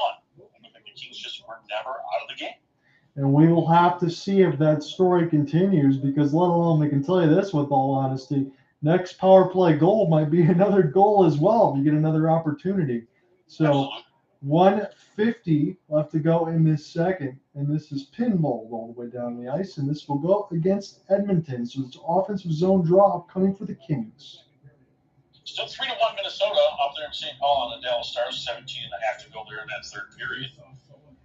And we will give you a reset in the second intermission, and we will also take a look at tomorrow's upcoming games. I'm going to get Don's thoughts on those as well. Since I have him on here for the first time in the broadcast, I'm going to pick his brain. Oh, boy. Yes. I look forward to it. Now, this has been a lot of fun. I really enjoyed this. Best time of the year for hockey fans. Yep, thank you for reaching out with me. I know I try to post the schedule template. I do my best to make sure that I follow alongside of what I choose, except when we get into the Stanley Cup Finals. I obviously work with the one guy that I met on the old Colorcast app before I went to Twitter Spaces. I just started last year on that end, try to get into it. We've had a lot of fun with it. So right now we're just trying to find some other people that want to work together and just have some fun and figure out covering different games. And it's been a lot of fun, but you're doing a great job. Thank you, sir. I appreciate it. Yeah, and as you know, I can cover basically all 4 sports for the most part. So much better than me, because football is something I would need a ton of help with. I'm not very good. That's the problem. No problem at all. Baseball. Honestly, baseball and football are my 2 favorite sports, but to call. Anyway. This is Nugent-Hopkins, and this gets knocked away by Korpisalo with the right dot as this gets recollected now by Draisaitl. He gets heavily shoved off the puck as the LA Kings high off the end glass. Darnell nursed with a little bit of a jump there, but this will get picked up off the sling. Here's a chance for Matt Roy. Arvidsson will flip this one down and right into the breadbasket. Stuart Skinner. Skinner's held his ground after that bad second goal there. Pretty much held his ground here for the Edmonton Oilers and kept him in this game as best he could. You would think, and again, I'm just saying this from last year, alongside some of the goaltending tandem for Mike Smith, and I'm forgetting the name that was there last year for, I think it was Kostin, that Skinner is much better than those two. Absolutely, and he was an upgrade in Edmonton. I'm going to tell you that during the offseason, he was going to be an upgrade anyway. They needed to fix that moving into the season. I think they've kind of done that. I think Skinner's kind of come into his own. Is he Grant Fear? No, but maybe he could work his way into that. Yeah, you need right now something to do just enough and give you competent goaltending. That's really all that Edmonton really needs. That's it, 100%. So Bouchard off the body. This was stopped by Korpisalo. Might have actually hit a few body contact in front of the Kings as we get a offsides call with 30 seconds left in the second. Korpisalo has done an outstanding job here in the second period, keeping the LA Kings in this game. This could easily be 5-2 Edmonton right now with some great saves by Korpisalo. And to your point, and then the other side for Rob Blake, they were going with Phoenix Copley and Jonathan Quick.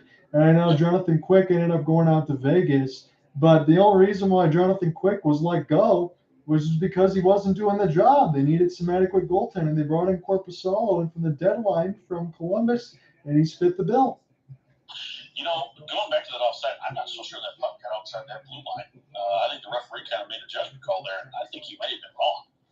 It seems like that from the quick look that we had as you get Evander King gets some talking to. We do see Arvidsson again back on the ice, again worth mentioning.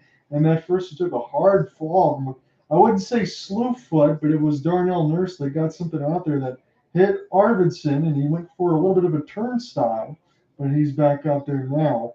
21 seconds left to go in the second of a tie game. It's 2-2 at Crypto.com Arena. 3-1 Minnesota Wild. They're up in St. Paul with 13:30 to go. They're in the third period on the Dallas Stars.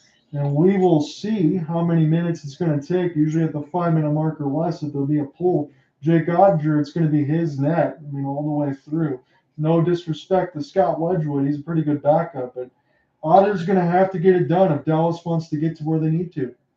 Yep, that's his time to shine. No question about it. Evander Kane, this gets deflected, and this is going to end the second period. It's a 2-2 tie down, and what a game this has been so far. Well, there's a little bit more exciting there in the second period from a goals perspective. I think both teams kind of settled down just a little bit, kind of got back into their game, stopped taking the silly penalties for the most part. And I think Edmonton kind of settled back into this game a little bit and was able to get 2 goals on the board. So before we get into the scoring reset, I just want to go ahead and look at tomorrow's games, and I'm going to pick your brain, and I'm going to let you tell me who is going to win these pivotal ones. And a lot of these ones are tied at 1-1, so we'll leave that for the end.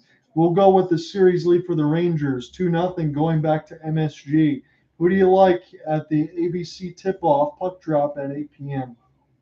The New York Rangers. The New York Rangers have completely dominated that series from start to finish. Yeah, the Devils took a 1-0 lead, I know, in the second period in Game 2, but after that, it was all Rangers, and it's been all Rangers in that series. I'll be surprised if the Devils can split at MSG. I think it's a sweep. You think it's a straight sweep, huh? I think even from the very beginning, I said Rangers in 5. So you and I are kind of in lockstep thinking that this wasn't going to be a very long series. Again, if you're a Devils fan, you might be a little bit disappointed in the fact that it ended so soon.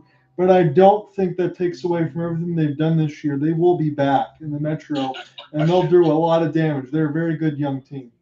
Very, very talented, very, very young. I think they're a couple of years ahead, perhaps, of where they thought they would be.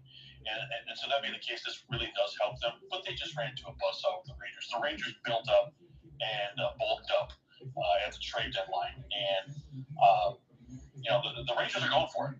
So the Devils just happen to be in the train tracks at this point. So, but it's a good young team. I really like what the Devils have there. And going into next year, you're right. I think that's a team that could maybe win that Metropolitan next year. And we'll have to see how long Carolina can hold it, because I think those teams are coming on that end. So before we go into the obvious ones, I want to get the more difficult one out of the way here for you. This is an early start on TBS at 4 Eastern. The Golden Knights and the Jets. They go back to Canada Life Center, tied 1-1 to the Jets. Do they bounce back and win tomorrow? So there's going to be a lot of emotion in Winnipeg. Winnipeg has struggled this season. They've lost over 3,000 season ticket holders. They're going to come in. The game sold out in about 38 seconds. So that was helpful for the Jets in this playoff. There's going to be a lot of emotion in Winnipeg, and I expect the Jets to build off that momentum, and I expect the Jets to win the game tomorrow. I'm thinking like a 4-2, maybe 5-3 kind of game. I like that. That's a good convincing call on your part. Again, I went and said that Jets in 6, We will see if that holds out. Again, it was the Golden Knights. That was their best game of the series by far. They did not do enough in Game 1. When Connor Hellebuyck only had to make 15 saves, you can bet your bottom dollar that the Jets are going to win that game. So the Golden Knights have to come out and give the same effort they did in the just recent one against T-Mobile in the Fortress. They'll have to bring that kind of life, and I would expect the Jets to be able to bring that very same effort again because they're at home in front of their crowd. And when you think about Morgan Barron taking about the 70 stitches into the face when he was trying to go ahead and get the puck from a scrum from Laura Boissois, if that doesn't fire up, then I don't know what will. I know Nikolai Ehlers missed the last game, so we'll see if he is. Not a game time decision if he'll start tomorrow. Yeah, poor guy. He looked like he was in a deli slicer there as he went to the crease, and that was one of the ugliest things I've seen in the NHL. So yeah, I mean, to come back, take 75 stitches, come back and play that game, and help your team win a 5-1. That just shows you the character of the Winnipeg Jets right there. And that being said, it was a Jets team that really struggled down the stretch. I mean, they had a shot really to win that Central Division going into January and just floundered the second half of the year and just backed into the playoffs. And now you're kind of seeing the fruits of that, if you will, early in the season. And now they're giving Vegas everything they can want. So here's the more difficult ones, or maybe, Don, you don't think so, but we'll give you the predictions of these. We'll start with the 7 o'clock game on TBS.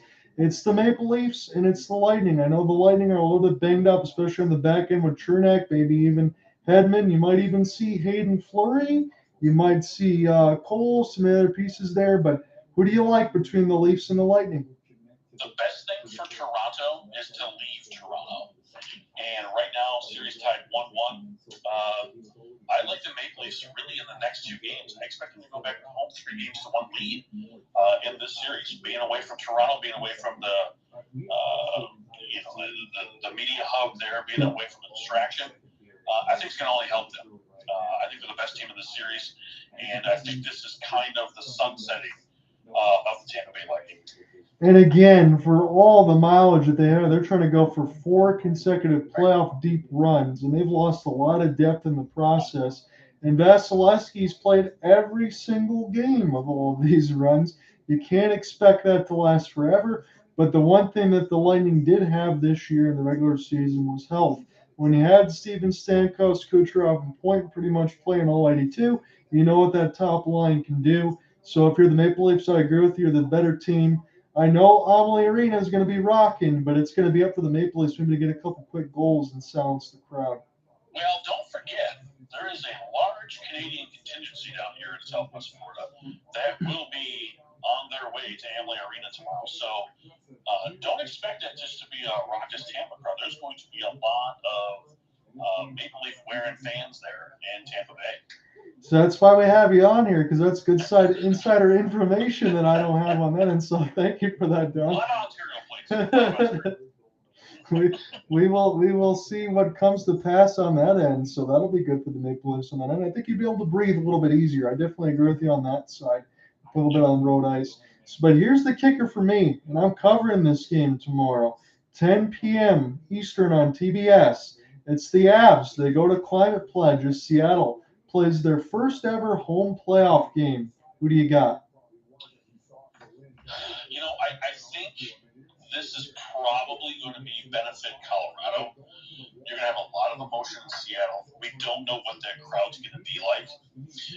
I expect Seattle to come out really the first 10 minutes and really kind of control the game. If Colorado can control that first 10 minutes, that first period, get that crowd to kind of settle down a little bit, the Avs probably win that game. However, if Seattle comes out and pumps 2 or 3 goals in there early on in that game, if Colorado goes down 2-0 like they did last night, it's going to be a bad night for the Colorado Avalanche in Seattle. The only thing that surprised me, and I guess maybe I should because Phillip Grubauer used to play for the Colorado Avalanche, but when I'm looking at Martin Jones and I'm looking at Phillip Grubauer, I was looking at save percentages in the 880s and the 890s, and I'm looking at my capsules and saying, I think the Avalanche could at least win this in 5 or 6, but if Seattle's going to have a chance, they need to be able to bump those 885s to around like 915, 920s. Well, so far, Phillip Grubauer has done that right now. He's given his team a chance, and Seattle's kind of played the way they've played all year. They're a competent team that can roll out all four lines, and they can be very dangerous. So while I agree with you that the Avalanche are going to win this series, I don't even know if I want to play devil's advocate. I hope for Seattle's sake they go out there and they ride that home crowd, and they can get it done because they should feel like the first two games in the series that they got a legit shot at this thing. No, there's no doubt. And I think Seattle can still win the series, honestly, the way they're playing right now. Grubauer could be that goalie. We always say this. It's kind of the cliche thing with the NHL. You know, a team could get, kind of ride behind a hot goalie. And, hey, Grubauer's the guy that could possibly do that to propel them into, a deep series. It would not surprise me, as I said earlier, it would not surprise me to see the Seattle Kraken push this to 7 games, which is not a good thing for Colorado going long term. No. So, watch out for the Kraken. I didn't think I'd ever say this, but watch out for the Kraken going into this year, into this playoff. They could be a team that they could knock off the Stanley Cup champions this year. So don't sleep on them just yet. I think Colorado's kind of got to go in there. Now the question is, John, did that 3 straight goals last night by the Colorado Avalanche wake that team up? Because it kind of seemed like it did a little bit. They kind of had 2 goals in 48 seconds, I believe it was last night. And you could kind of feel that momentum kind of shift back. So is that going to wake them up? We'll see going into early part of that game tomorrow. But again, I'm telling you, if Colorado goes down early in that game, I don't know if they're going to be able to pick themselves up there in Seattle. Yeah, Alexander Georgiev has been a good signing there for Joe Sakic's squad. They didn't give up a lot to get him. But when you're talking about all the other depth and stuff that they lost, not to mention, I know Gabe Landeskog hasn't played all year, but that still hurts. You know you have production and leadership there. And Nazem Kadri moved on to the Calgary Flames. So a lot of pieces that you really can't replace. And on the other end, if I'm Seattle, you also think about the former Evan, Andre Burakovsky, who hasn't been able to suit up, and they're still doing this. Right. And again, they're going to ride a lot of momentum going into tomorrow night with that crowd. I really think, I don't know if you listened to Spit Chicklets at all on that podcast, but they were talking about, we don't know what the Seattle contingency is going to bring for the playoffs, but they can only expect it to be something ruckus and crazy. Yeah. And again, sometimes teams feed off that. And, going into the playoff, I'm telling you, that crowd's been in it all season long. That could be something that propels that Seattle team. And wouldn't it be something if Seattle goes back to Denver up 3-1 and have the defending champs on the ropes going back to a must-win game in Denver? Yeah, that would be very hard-pressed to even think about, because last year they had a true expansion year. And then you go ahead, you get all these breakouts. Manny Beniers has been excellent. They've done a great job in the draft. The only thing they really didn't get right was the Phillip Grubauer long-term extension. But you can't have everything turn into gold. Because when you did get Vince Dunn from the St. Louis Blues, he looks like one of the best defensemen in the league. Well, Vince Dunn is one of those guys. I just, for whatever reason, I think he just kind of fell into the shuffle in St. Louis. I mean, we had Pietrangelo there, and guys like that. Vince Dunn's not going to get his opportunity. But again, Vincent, everyone kept saying about how Steve Yzerman kind of fleeced the St. Louis Blues. Jake Woolman. Jake Woolman was a steal, right? Well, Vincent Dunn to Seattle, that might be equal fleecing at this point, because I think the St. Louis Blues would love to have him back in the Blues uniform. Vincent Dunn obviously will not be up for the Norris, but my goodness, he should be, in my opinion. Yeah, you can talk about impact, and you think of a few defensemen that have done the same thing. And you mentioned with all these names, I know Alec is listening, and now I appreciate that, my friend, on that side, because we've talked about that when I've worked with him in some of these games. That think about all the players that St. Louis has lost over the last few years. Like you just mentioned Pietrangelo and some of these other ones. Man, they had a ton of talent from that Cup team from 2019. It's been a lot of talent lost. Yeah, Ryan O'Reilly's out there now, and Billy Husso. Yeah, Billy Husso's gone. You also have Maroon out there in Tampa Bay. Yeah, they've Tarasenko's now with the Rangers. I mean, they've gutted that team essentially. And you see those fruits of the 2019 team throughout the NHL, and they're making paying dividends, if you will. Those teams that have picked him up for sure. Vincent Dunn, you know, I don't mean to sound like a homer, but I love when I see a guy like Vincent Dunn, a guy basically that was probably the 8th depth guy on the defensive pairing with the St. Louis Blues, now being a leader. Yeah. With Kraken. That is just awesome stuff. I absolutely love that. And congratulations to him, by the way, too, because a lot of teams kind of passed him over. And, man, is he taking advantage of the situation? What a great story that is, too. And you think about that, I know Alex, and I know he's a Pittsburgh fan on that end. You think of Jared McCann, you have like 40 goals on that side. So there's been so much other production here for Seattle, so it should be rocking. And I'm covering that game tomorrow, and we'll see where it goes. I'm looking at the scoreboard right now as we're in the middle of our intermission of a 2-2 tie. It's still 3-1 Wild with 6:02 left to go on the third. So we'll see if Minnesota can hang on to the 2-1 series lead. And it doesn't look like there's any love lost there from those highlights. There's it all there. You have Foligno, there's a dive and all that kind of stuff there with the Dallas Stars. This is a big game for the Dallas Stars. If they go down 2-1 in this series, you know, they're going to have to find a different way. And I don't know how they're going to do that. I mean, essentially, you're going to have 4 games left, and you've got to win 3 of those 4. I don't know how you're going to do that. And you're doing so, Don, against a team that I honestly feel like is going to be the toughest first-round matchup for anybody. Absolutely. But with their style of play, it just you can't get behind the 8 ball with that Minnesota team.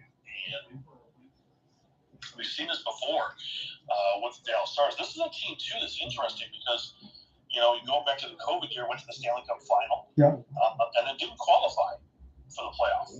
And, you know, so they're kind of trying to reinvent themselves in a way. Get in this year, probably should have won the Central, but couldn't close that out. You mentioned that early in the second period there at the Kings game, but you got to wonder, John, is this the last hurrah for the Dallas Stars before they start to, you know, if they don't get through the series, do they start to unpack some pieces there and kind of move on? Hard to say. So the only thing, because I'm not going to disagree with that, the only thing you know is you have your cornerstones when you got Miro Heiskanen, Ottinger, and Robertson.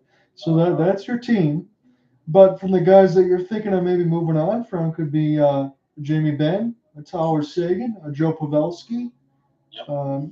Yeah, I mean, those are guys that, especially Joe Pavelski, that Matt Dumba hit was kind of made my stomach turn a little bit on that end. But, yeah, I mean, he's one of the best, and you can't also be able to keep everybody. So, yeah, you're thinking about it, and that makes a lot of sense. Also thinking about the former assistant GM, Jim Nill, who worked for the Red Wings, who's now the GM of the Dallas Stars. Right. Yeah, it's interesting to see where the Dallas Stars are going to go because they're kind of at that fork in the road. And if they don't get through this series, it'll be interesting to see where they decide to go next season and moving forward because you kind of got to wonder, John, is this going to be, you know, too little too late? I don't know. I don't know what the thinking is with that team, but you're going to have to reevaluate, if you will, kind of where you're at. So let me just say this really quickly. You can agree or disagree. Do you think the Stars have enough talent to be able to make a long run if they get out of Minnesota series? So they have the talent to do it. But they haven't put anything together all season long that shows me that they can do it. That's the problem I have.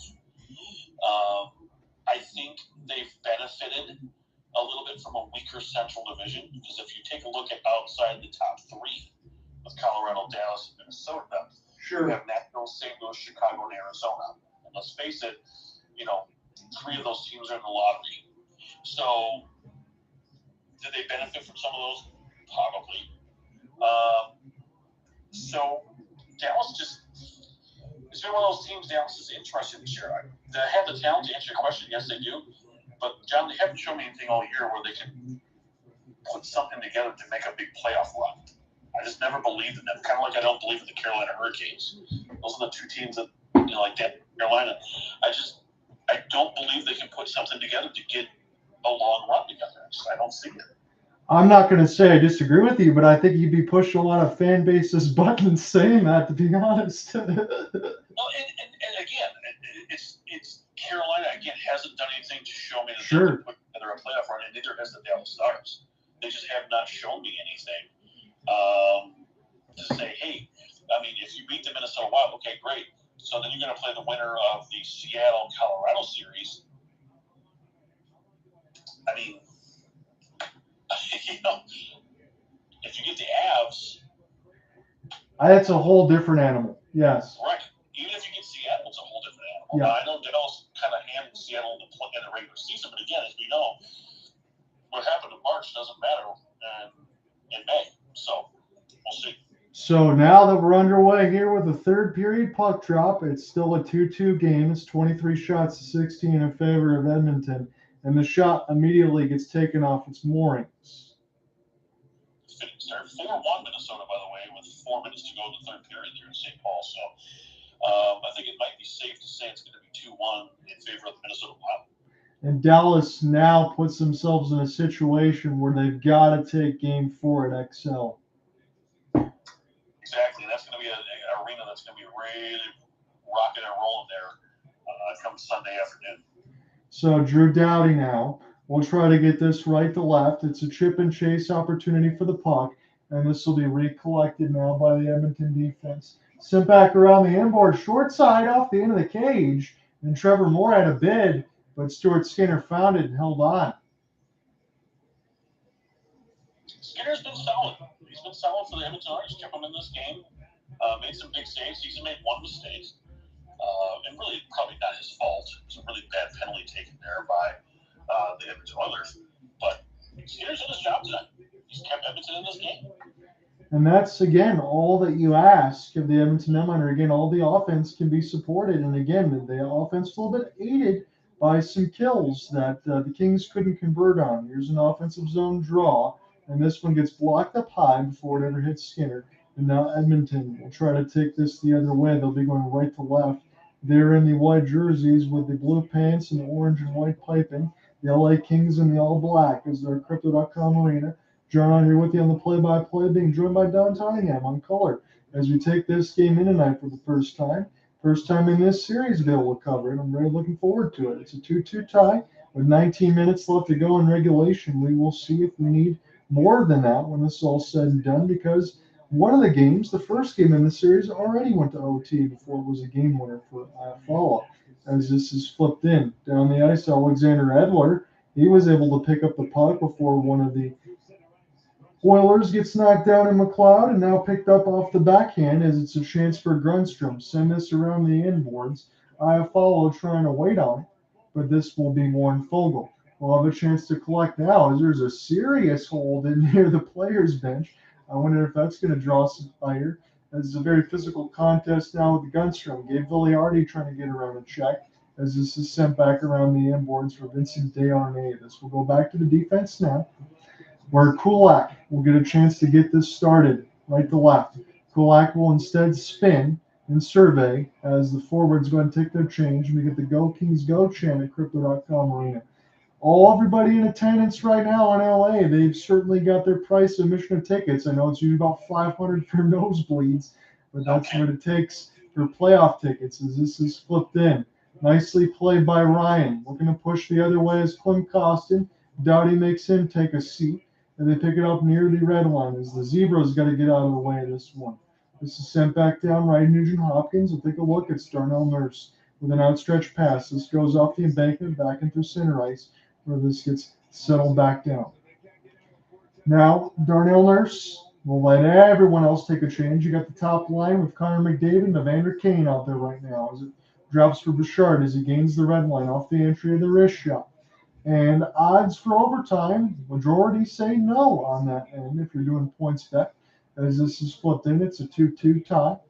17:05 in the third as this is recollected near the left side of the face-off dot. Spun back around the net. Connor McDavid will make the pass here for Evander. Kane will play this off the backhand and recollected here by Matt Roy. Roy will put this around the embankment for Vladislav Gavrikov. He's been an excellent pickup from the Columbus Blue Jackets and now Phillip Danault. He was picked up at the deadline from the Montreal Canadiens last year. And he, again, is a very good two-way forward. As this is sent here for Mattias Ekholm. Ekholm now will survey and make the pass here for Cody Ceci. And this seems to be the start, Don, of the first period in this third, where it's been a little bit judicious. A little choppy, yes. And by the way, John, if you want to take $20 and put it on that plus 125 for overtime, you buck away $2,500. So just FYI. I think if I was doing that in real time, I would take that bet. I was thinking the same thing. This is sent the other way now. Left to right. Ceci off the drive. He tried to shoot it short side. I thought he might go to the net the whole way. But this eludes Draisaitl. Kopitar. Sauce pass to Kempe. And this is a good pick the other way. Ceci sending it for Draisaitl. Draisaitl patient. Keeping it alive. Off the backhand. Power move to the net. Korpisalo holds on the left post. Makes a save. Korpisalo looking strong. By the way, 5-1 Minnesota with a buck 42 to go in that third period up there in St. Paul. That is exactly how you answer, Don, from the way that we talked about in Game 2. They took their punch to the face, and they delivered the uppercut here in Game 3. Again, Minnesota was playing with house money going into Game 2 there in Dallas. They did what they were supposed to do in Game 1, holding you up till 2:30 in the morning. And taking that first game. But hey, they did exactly what they had to do. They had to get one there on the road, knowing they were going to go home to XL, which is a house of horrors for the road teams. Wrap chance here for Fogle. That got denied by Korpisalo, and then he fires it just to the wide right of the boards. Recollected now, Alex Fiala holding the man against the boards there for McLeod. Connor McDavid get a chance to race after it as this is picked up by Gavrikov. This is flipped down with the help of Gunstrom. Recollected nicely as Fiala and bounced off and allowed the Kings to gain an entry. And now this gets sent the other way. Off the half spin. Send it in toward the right side dot. 15:05 left to go in this third as we get a whistle. High sticking call, maybe. Looks like that might be the case. And again, yeah, we kind of reverted back here into the first period the way this game being played. Very choppy. Whistle, if you will, almost like stoplight and stoplight. And, yeah, penalty coming up. Looks like it's against the LA Kings. So I am taking a look at the ESPN box scores. You got the side-by-side for the computer screen and the TV. It looks like Carl Grundstrom at 452 for a high stick. And again, McDavid's already got a pair of power play goals. Who's to say he doesn't pot the hat trick? Dust off that hat, get it out there. So Draisaitl set to take the draw, and this one will get cleared back down by the LA Kings. Again, anytime you take a penalty and you put the Edmonton Oilers in a power play, it's always the wrong time. And that goes without saying. It's Draisaitl off the half spin. McDavid in full flight. He goes 5-hole, and this is solved by Korpisalo. Unbelievable. Absolutely. Look at McDavid undress the LA Kings defense there. And Korpisalo was able to hold his ground and make sure Connor McDavid was not going to get the hat trick. And it's just, I mean, Don, it takes maybe a stride, and he's already at full speed. It's crazy. He's unbelievable. I had the opportunity to see him play against the Red Wings at Caesars Arena a couple of years ago. And he did, John, this is no exaggeration. The Oilers were down at one end of the ice, 3 strides, and that guy was at the face-off dot in front of the Red Wings goaltender. Unbelievable. Just unbelievable talent. Here's McDavid now trying to find Hyman, the Wolverine, and this one gets blocked down the ice. And recollected by Evan Bouchard. Bouchard now, as he's patient, he'll survey across the Kings logo. He'll back pass this here for 97 and set it back up now for RNH near the right side dot. Now on the high slot crisscross with Bouchard. Here's Nugent-Hopkins and now Bouchard again. RNH, same spot, trying to find McDavid with a blast. And now Bouchard going to let it go. A screen out in front for Draisaitl trying to deliver it. That was saved by Korpisalo. Still a minute left to go in the Edmonton power play. As they look to set back up, Hyman puts this back around. RNH, McDavid wide open. Good save by Korpisalo as I thought the net might go off its moorings, but this is still live. And with Edmonton, here's another chance as this gets blocked. And now it's a race just to try to get it out. Mikey Anderson take a couple swipes at it, but it can't get out of the blue line. And now McDavid gets ice cream sandwiched. That's what I'm saying. Time and space. Time and space. And they finally figure that out from the two power plays where McDavid previously scored, and now they staple gunned him. McLeod, and off the forehand, set it back up in the high slot. Edmonton power play, always dangerous, no matter what personnel they have out there. As this is set back up. Now Kane will get it back. Here comes the bomb. This gets deflected. It's saved off the right pad of Korpisalo. Put back around the embankment. As Fogle will take a look at it and behind the net, and now it's near the left side of the blue line.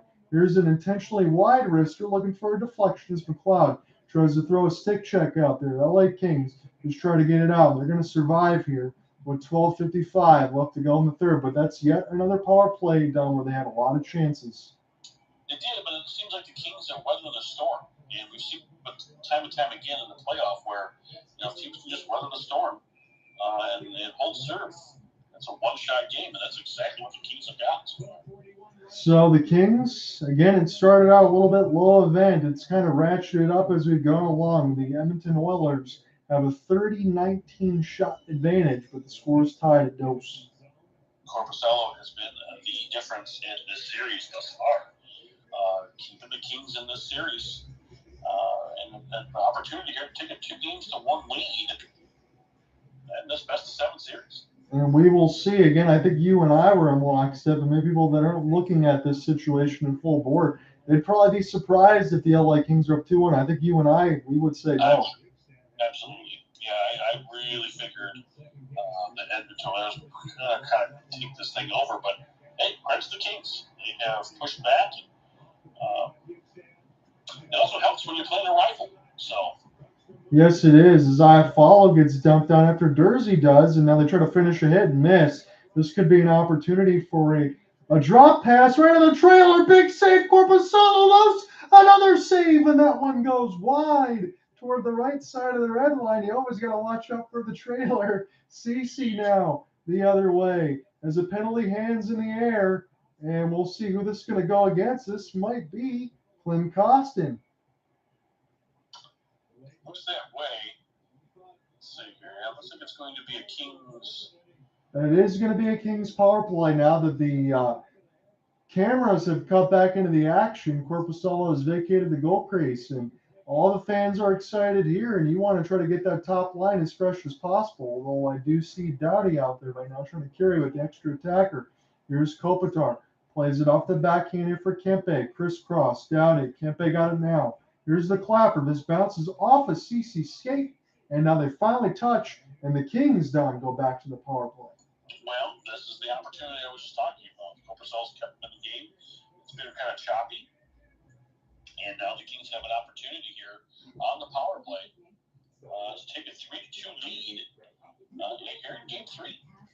So I know this is a little early to ask, but I'll pick your brain, like I said, since I have you on here. Is this a game now where the next goal wins?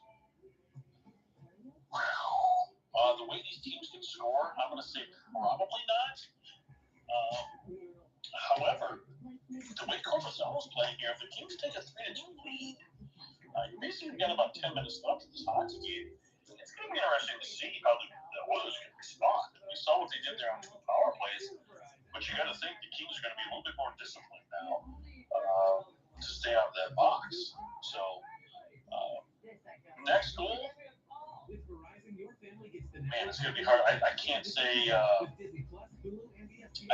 next goal wins yet. That's the way these teams score goals. Okay, I will leave my other question. That's only if we go to overtime. We'll ask you to pick overtime hero for both squads. That's what's always customary. But yeah, we will see right now. What we do know is this is a big time LA Kings power play, and we'll just give you the team stat reset that I got in front of me. So it's 31 shots on goal to 20 in favor of Edmonton. The hits now read 42-33 in favor of the Kings. And the face-off's pretty close to even, but the Oilers now have that advantage. 25-21 power play opportunities. The Oilers right at 50%, 2 out of 4, and 1 out of 4 for the LA Kings. But again, the fourth starts right now. Yeah, and if you look at the hits, as you said, was it 41-33 in favor of the Kings? I think that's the biggest difference in the hockey game. And that is one of the situations when I look at the hits now counter from today than the game from yesterday between Vegas and Winnipeg. I think the Vegas statistician overvalues a hit because I saw that the counter was at over 140, and I said, no way is there that many hits in a regulation game. Well, that's going to make it interesting for when it gets to 6-7 games in that series, eh? Thousands of hits, yes. Thousands of hits in this game, yeah. So here's an opportunity now for the LA Kings. This is a very pivotal power play, and it's all about timing at this point. 11:26 left to go in the third. Anze Kopitar wins it clean. Now near the right dot. That was a great setup and a great save by Skinner. Unbelievable. Right off the rip on that power play. Now it's Kempe. He's one of the ones, and that is a gorgeous pass too, by the way, that found Kempe wide open, dot to dot. No doubt. I mean, that is exactly what you'd want. If you're the LA Kings here on this power play, take advantage of it early. And that's exactly what they did. What an even better save by Skinner to get back across the net there. Slide pad to pad, post to post. Get over there and cover that puck. Great job. Absolutely. And now it's a chance as Doughty can settle this back down. Kempe, again, he's back there with Doughty. They want to get him set up for the bullet, as you just saw. And now here's a race for the puck. Picked up now for the captain, Anze Kopitar. Drop for Doughty. Quickly here for Kempe. And now they're getting all the space and set up here are the LA Kings as they'll crisscross near the right dot. Kempe now has it for Kopitar. Kempe, Kopitar, play catch. Kopitar has it now. Kempe near the right side red line. Here's a short chance. This will take a bounce off the left side glass, and this will be flipped in deep. Kempe has it now off the backhand. This will be recollected by Doughty. Here's Adrian Kempe now. Kempe back for Doughty near the right side blue line. Now on the right dot, looking for a pass in tight as this gets played out by Kopitar. Here's a chance for Doughty. It's been all sorts of puck possession for the LA Kings. Arvidsson will tee it up, and that's a sacrificial block. Big block on the other end as bodies are hitting the floor. It's drowning pool. Here's Arvidsson, lets it go. And this one is up and on a play. Oh, my goodness. Did the Edmonton Oilers get bailed out there? Holy smokes. That was a ridiculous sequence as we get a talking to in the points in between Kempe and Ryan Nugent-Hopkins. And let's take a look immediately off of this replay. Arvidsson with the clapper. Big save by Skinner. That was a no-look shuffle blind pass by Kopitar to try to find Kempe. And it was Bukestad and everyone else in the middle just trying to get in front of their goaltender, stop it from crossing. Look at this save here by Skinner. He has to come all the way back from friendly fire and kick that left pad out there to make that save, or it's 3-2 Los Angeles. So absolutely, and then Byfield can't win the draw. The youngster gets a chance to take a rare one, and now I will clear this right in. We've hit the halfway marker of regulation. The only question is, will we need extra time? With 9:45 in the third. John, on your with him. The play-by-play being joined by Don Tottingham as this one goes up and out of play. We're going to get another face-off here with 9:43. I wonder if that plus 125's gone up a little bit. Might be able to chance to push to $3,000 now if you put $20 on. I think so. I think we called that early on this side. I'm seeing overtime. And I have that feeling too. That's the way this series has been, and overtime it's got that feel. Definitely got that feel. So Danault against Ryan. Can't win it clean, but off of the tie-up, this will fall back to Dursey in the neutral zone. He absorbs a hit. Byfield will get this one clear deep. This will find the glove hand of Skinner and he'll hold on. Skinner has been really the unsung hero, if you ask me, for the Kings. Or sorry, for the Oilers here in this game. No, he has. I mean, again, it's not just doing the job. He's kind of done that way in the first two periods. Third period, he's already made a couple of miraculous saves. I mean, you could argue that the Kings could have the lead at this point. There's no question. He has really saved the Edmonton Oilers in this game, no pun intended. But Skinner has stepped up and been the better player out there for the Oilers. So this is a face-off win defensively that's sent back down the ice that will kill off the Los Angeles Kings power play. Although it was very high event, Skinner made a couple of fantastic saves as this bounces away from Kempe. McDavid was surveying, but it didn't fall to him. And now gaining the red line will be a shovel pass, will be an opportunity to be dumped in by Gabriel Vilardi. And this is sent the other way. Kyle Yamamoto off the drop. It's Bouchard. He'll fire it right on. And that's a good save by Korpisalo. It's picked up by the left dot. And now Yamamoto send this back around the kick plate. Connor McDavid makes a play while falling down. Still gets a shot against Korpisalo. My goodness. As this goes across the neutral zone. This guy he's a human joystick. I mean, it just, the compete level and the never give up with Connor McDavid is. It's something that is woe to behold. I mean, it's a true life story. He is that good. As it's 8:20 left to go in the third, scoring high danger chances are 11-10 in favor of the Kings. Although, again, anytime Connor McDavid's on the ice, it's always a high danger chance, as we just saw. As this is recollected by Hyman. Great move off a stick drag by Draisaitl as he bought some space into the neutral zone. And that will allow the Oilers to shovel this in. Be a battle there for Arvidsson and Gunstrom as they try to get this near the right side of the net. But Korpisalo found it. He'll hold on, take no chances. Might get a commercial break here with 7:55. You know, John, the way McDavid plays the game, he's out there on the ice, there's always an opportunity for a goal. And I haven't seen that happen since really the early days of Alex Ovechkin. Anytime Ovechkin was on the ice back in his early days, it always seemed to just put the puck in the back of that. It just felt that way. And I kind of have that same feeling when I see Connor McDavid out there on the ice. I think that's a very good comp on your end, and we kind of wonder as we get in toward the future of the NHL. Again, I know it's years away, but the biggest prize of the 2023 entry draft is Connor Bedard, and they're saying between that sweepstakes, he could be that good. I do know, covering a couple of the World Juniors, he is really damn good. So I am a big junior hockey fan, and I watched Virginia in their playoffs in Saskatoon.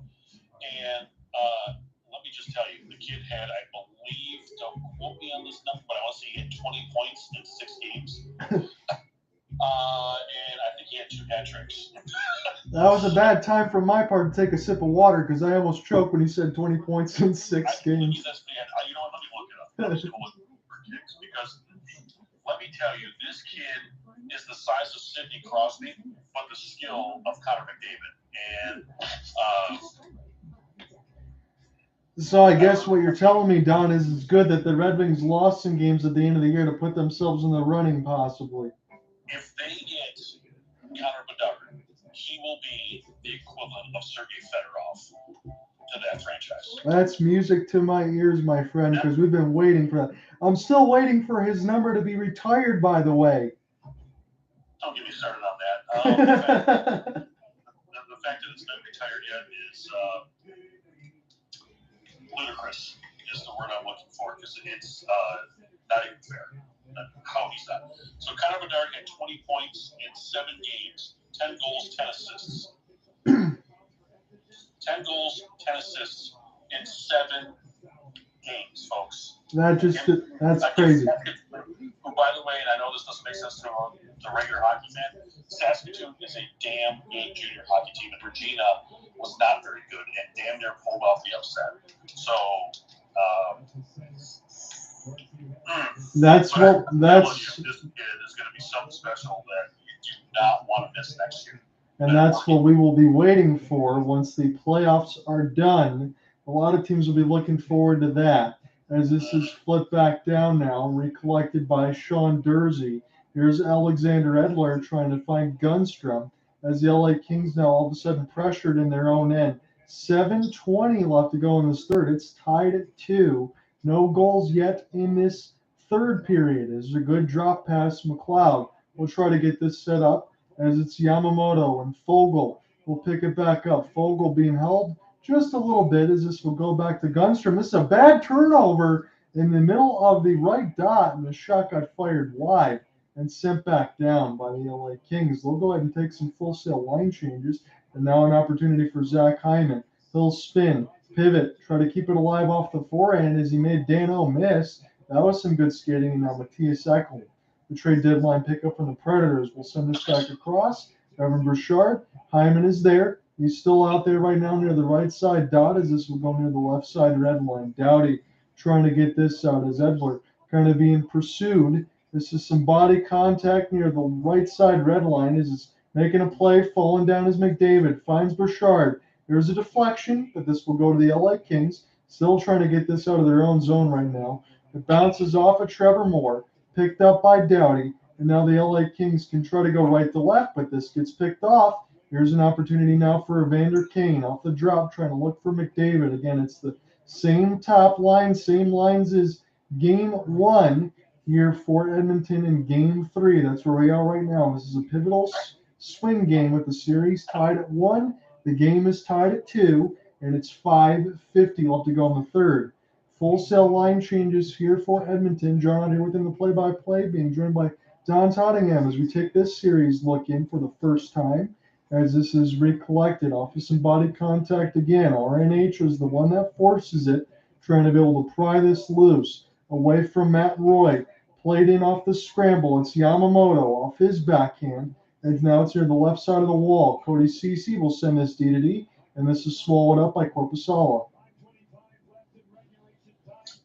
To go back to the junior leagues there, just talking about the Saskatoon Blades who knocked out Regina, which Kopitar was at. They now trail Red Deer Rebels 3-2 in that series. By the way, Kamloops and the Seattle Thunderbirds are moving on to the semifinal. They'll play each other there in round 3 of the WHL. If you talk about the Seattle Thunderbirds, I know I work a lot with Cooper Hopkins when I do all the main stuff. If you said Seattle Thunderbirds and he was in this party, I think he'd perk up a little bit. That is a team that's probably going to win the WHL. They're probably the leader of the group out there. And last year happened to run into the Edmonton Oil Kings, which, by the way, was Sebastian Cosa's team.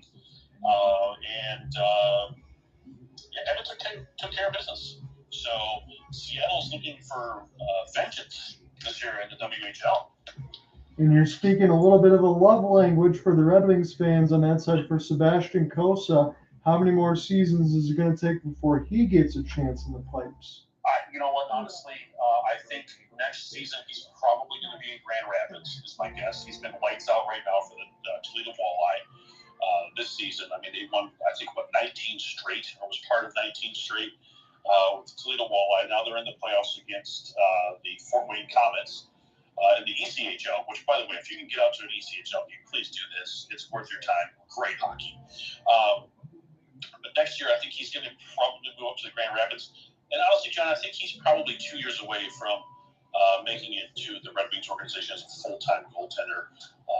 And don't be surprised if the Red Wings look for a little bit of veteran presence during free agency for goaltending this year. I was just thinking that because Ville Husso seemed awfully overworked. I understand it didn't work out for Alex Nedeljkovic, but Magnus Hellberg, there just wasn't enough. Yeah, the Fighting Viking there in Hellberg, I don't know if I mean, he was good, but again, I don't think you can have Husso play 76 games again. He's going to have to play closer to 60, and so you're going to have to get, as I said earlier to somebody else I was talking to, you're going to have to get the Manny Legacy type backup that can play a good 15 to 20 games for you and get the same results. Yeah, so we will see, admittedly, once all the cup finals and everything else is done, who's out there as far as that, because Eisman does need to address that situation.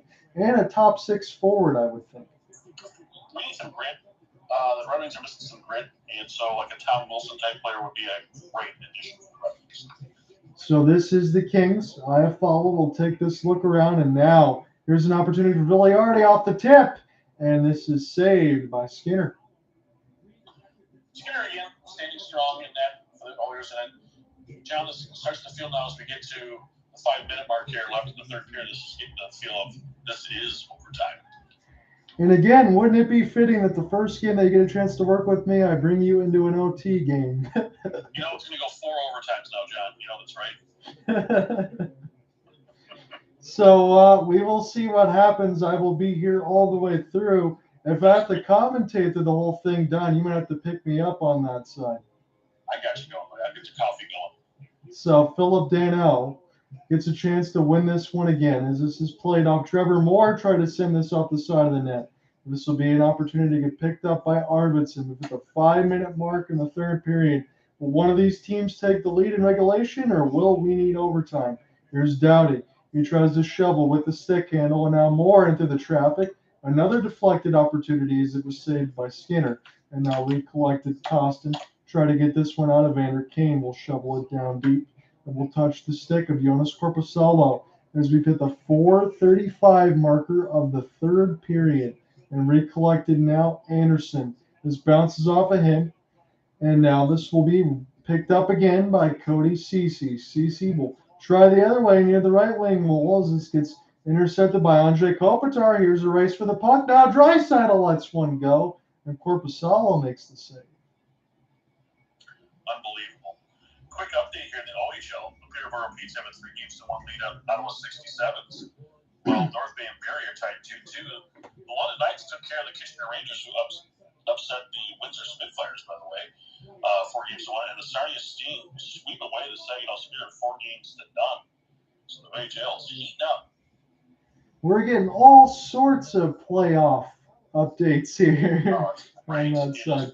It's a great time of year as this is picked up now off the forehand. It's Kempe. This could be a 3-on-2, but the pass went a little bit too far as it's recollected now by the Oilers. Here's a chance for Draisaitl near the right side wall off the spin and chase.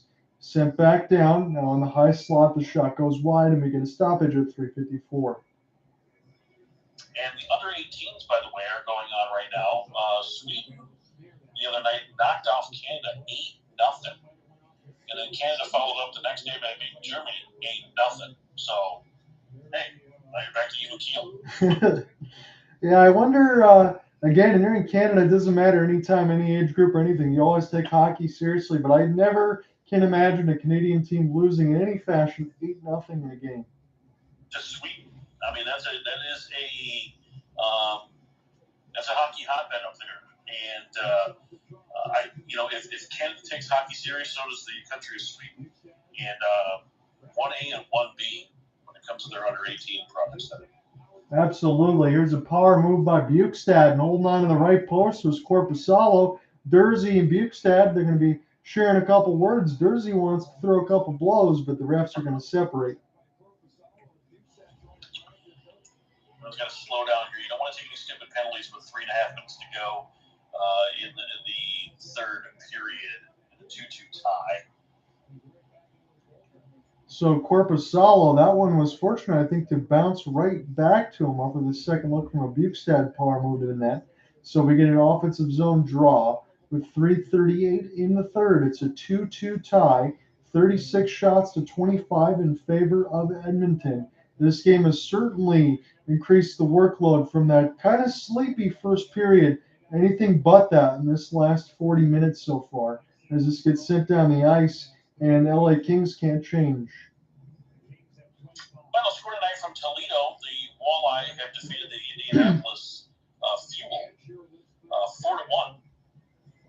So they take a 1-0 lead in that best-of-7 series. The Indianapolis Fuel. I like that name. Great name. Great. This is Connor McDavid. Wins it clean. And now it bounces out in front of Korpisalo. Picked up by Evander Kane. Evan Bouchard, Zach Hyman kind of looks like a power play right now as they sent this across. It was a chance. Hyman, he got bodied off the puck there into the right side wall. He's being held. Doughty trying to send this across for Arvidsson. Hyman and Kane still trying to work with this near the right side of the red line. Hyman somehow emerges with it, but it falls right to Trevor Moore. 2:55 left to go in this tie game in Game 3. It's a 1-1 series tie of this Western Conference quarterfinals. And Arvidsson gets hit pretty good as this is near the right side of the red line. And this will emerge with Evander Kane. Kane now will pivot, works his way into center ice off the backhand, and he'll shovel it in the defensive zone of the LA Kings as Matt Roy will pick it back up. We'll take a timeout a little bit. He'll allow Some changes here. This is an opportunity for Lazat. We'll send this across. I haven't said his name too many times, as this is collected by Darnell Nurse. Darnell Nurse, as this gets taken away from Jared Anderson Dolan. It's Draisaitl. He will get it. And now it's going to be left to right here for the Edmonton Oilers, as Draisaitl will gain the red line. Will fire it in from 100 feet. It's blocked off Korpisalo, but this will be an opportunity for RNH. RNH here for Draisaitl with a big one-timer, and that gets blocked before whatever hits Korpisalo. Down to a minute 55 in the third. A shot from the traffic. That one pinballs back up to the left side of the dot and recollected now by Edmonton. Put along the boards. Kept here for Draisaitl. Hold, no look backhand, and they can't hold the zone as Edmonton, and they'll have to recollect. CC was taking a look as it's Draisaitl, but the pass gets taken away from him. A race for the puck. Gets stepped in off the drag, and this was blocked by Skinner holding on to the left post. As now we're down to the final 90 seconds of this third period. Here's a chance now to finish a hit as Anderson, as he throws the elbow out there, and Doughty will collect. 1:15 left in this tie game. Gunstrom, great move, gains the entry. Here goes for a forehand shot, shoots it way out of play. In that Toledo game, by the way, John, Sebastian Cossa made 18 of 19 saves in that 4-1 win for the Ball. That is something that we will keep our eyes on as far as Sebastian Cossa's development. We know, as you said, it's going to be a couple more seasons, but you also get to think about Marco Kasper, who you'll probably see next year. Simon Edvinsson continuing. I mean, it's good strides here for the Red Wings. No doubt. Kasper, a couple of injuries, obviously, down the stretch there, but I thought he played very, very well in that Toronto game and held his own. I mean, when you come from the Swedish Elite League, in my opinion, probably the best league in the world at this point, playing against men, he held his own.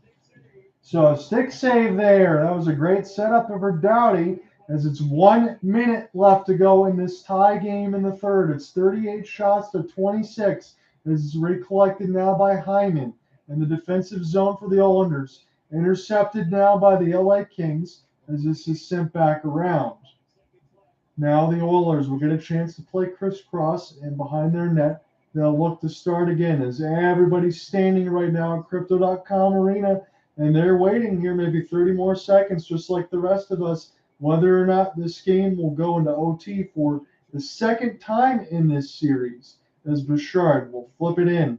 Now near the right side wall, off the spin, it's McDavid. He's been dangerous. Good pivot move. He gains the entry near the left side of the red line as this gets shut up on a play. And again, with a few seconds left here in the third period, definitely into that overtime mentality now. And I guess I'm comfortable to say now, John, as you asked me earlier, I believe the next goal is going to win the game.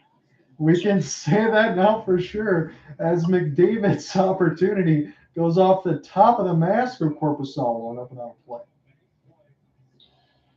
Again, Korpisalo has just been solid for the LA Kings, not just all season, but it does pay off too. What a find from the Columbus Blue Jackets. Kopitar needs to win this draw, and they do, as the Kings will flip it down. And this is great for them because this will not be ice, and they will essentially kill some time. 5 seconds. We'll see if the Edmonton Oilers get time for one more rush. Here's Cody Ceci. This bounces off Korpisalo. And guess what, Don? We're going to OT. Yeah, baby. Get that coffee pot going, because it might be a while. The way these two teams have played here in this game, we might be here for a few minutes. I am admittedly going to grab myself some more water. I'll take a little bit of a break and type in my game story notes. So I'll be back probably about maybe 5 minutes or so. Sounds good.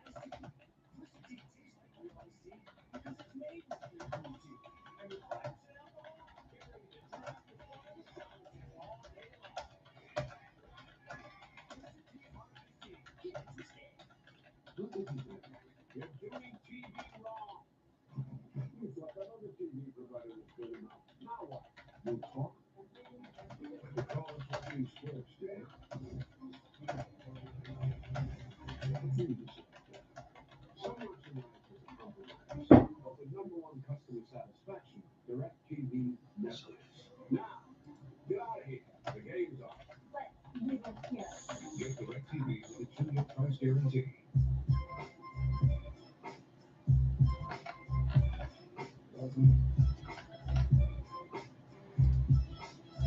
You're never responsible for unauthorized purchases on your debit card.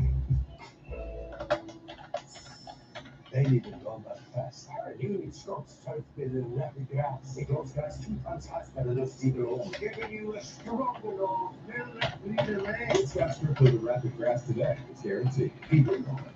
Keep it. Sometimes we win, sometimes we win. Sometimes we try to live it. Sometimes we don't know what's in store. Sometimes we try to live it. Sometimes we go easy. Sometimes we wonder what it makes you. So much to love and all this pride. That's why nationwide is on your side. Todd handles the driving. Pack at your pace, store your things until you're ready, then we deliver to your new home, across town or across the country. Todd's, your personal moving and storage team.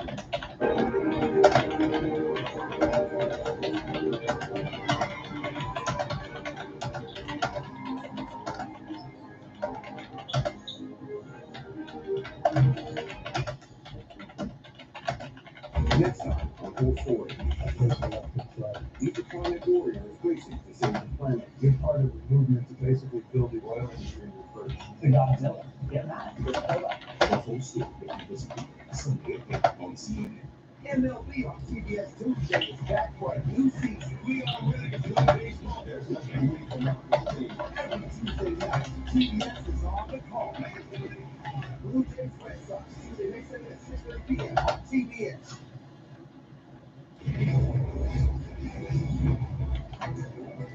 Late game, 60 minutes, not enough.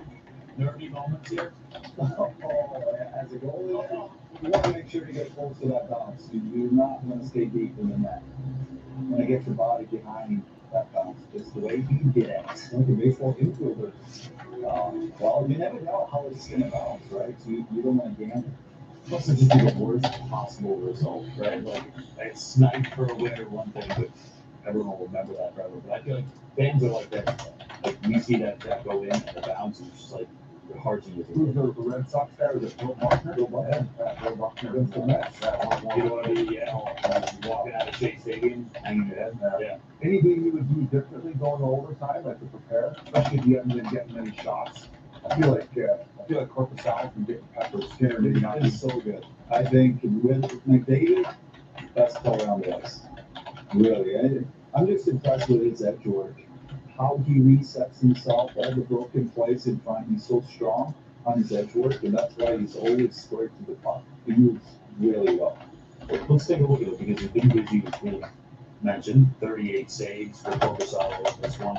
And I mean, we're talking about McDavid out there, Draisaitl out there, elite snipers, and he's dealing with all of them, the 2-on-0 earlier as well. Yeah, I feel like Edmonton's been pushing, especially in the third. They have a lot of good looks, but again, Korpisalo, the way he stands there, very low, but very powerful with his legs and his edge work. You can see here how he constantly resets himself because of his great footwork. And also, he has great hands, great gloves, and very active with his hands. He keeps them in front of him, so he's always attacking the shots and catching them really well. So, again, I said it earlier on the show, happy to see him in LA to get this opportunity, playing for a great team, and it's going to be interesting to see how far he can take it. I think of the decision that gentleman who always has to make to trade LA Kings legend Jonathan Quick, who's won multiple Stanley Cups for them. They get a guy like Korpisalo from Columbus Blue Jackets, and yes, Kings probably had a nice run, and it was a big reason why they were getting the postseason. But you don't trade for Korpisalo and have him on the bench to start the postseason. He's showing exactly why. No, especially given the athleticism we talked about. If I'm Todd McLellan going into this period, I'm saying keep your shifts as short as possible, especially with this long change. Because if you get caught out there, you know that with the conditioning of Draisaitl and McDavid, that they're going to double shift them any chance they get. If they sniff blood, they're sending them right out there to take advantage. As you saw in that third period, I felt that they were just buzzing around. They kept playing that hand. And we're playing 11-7.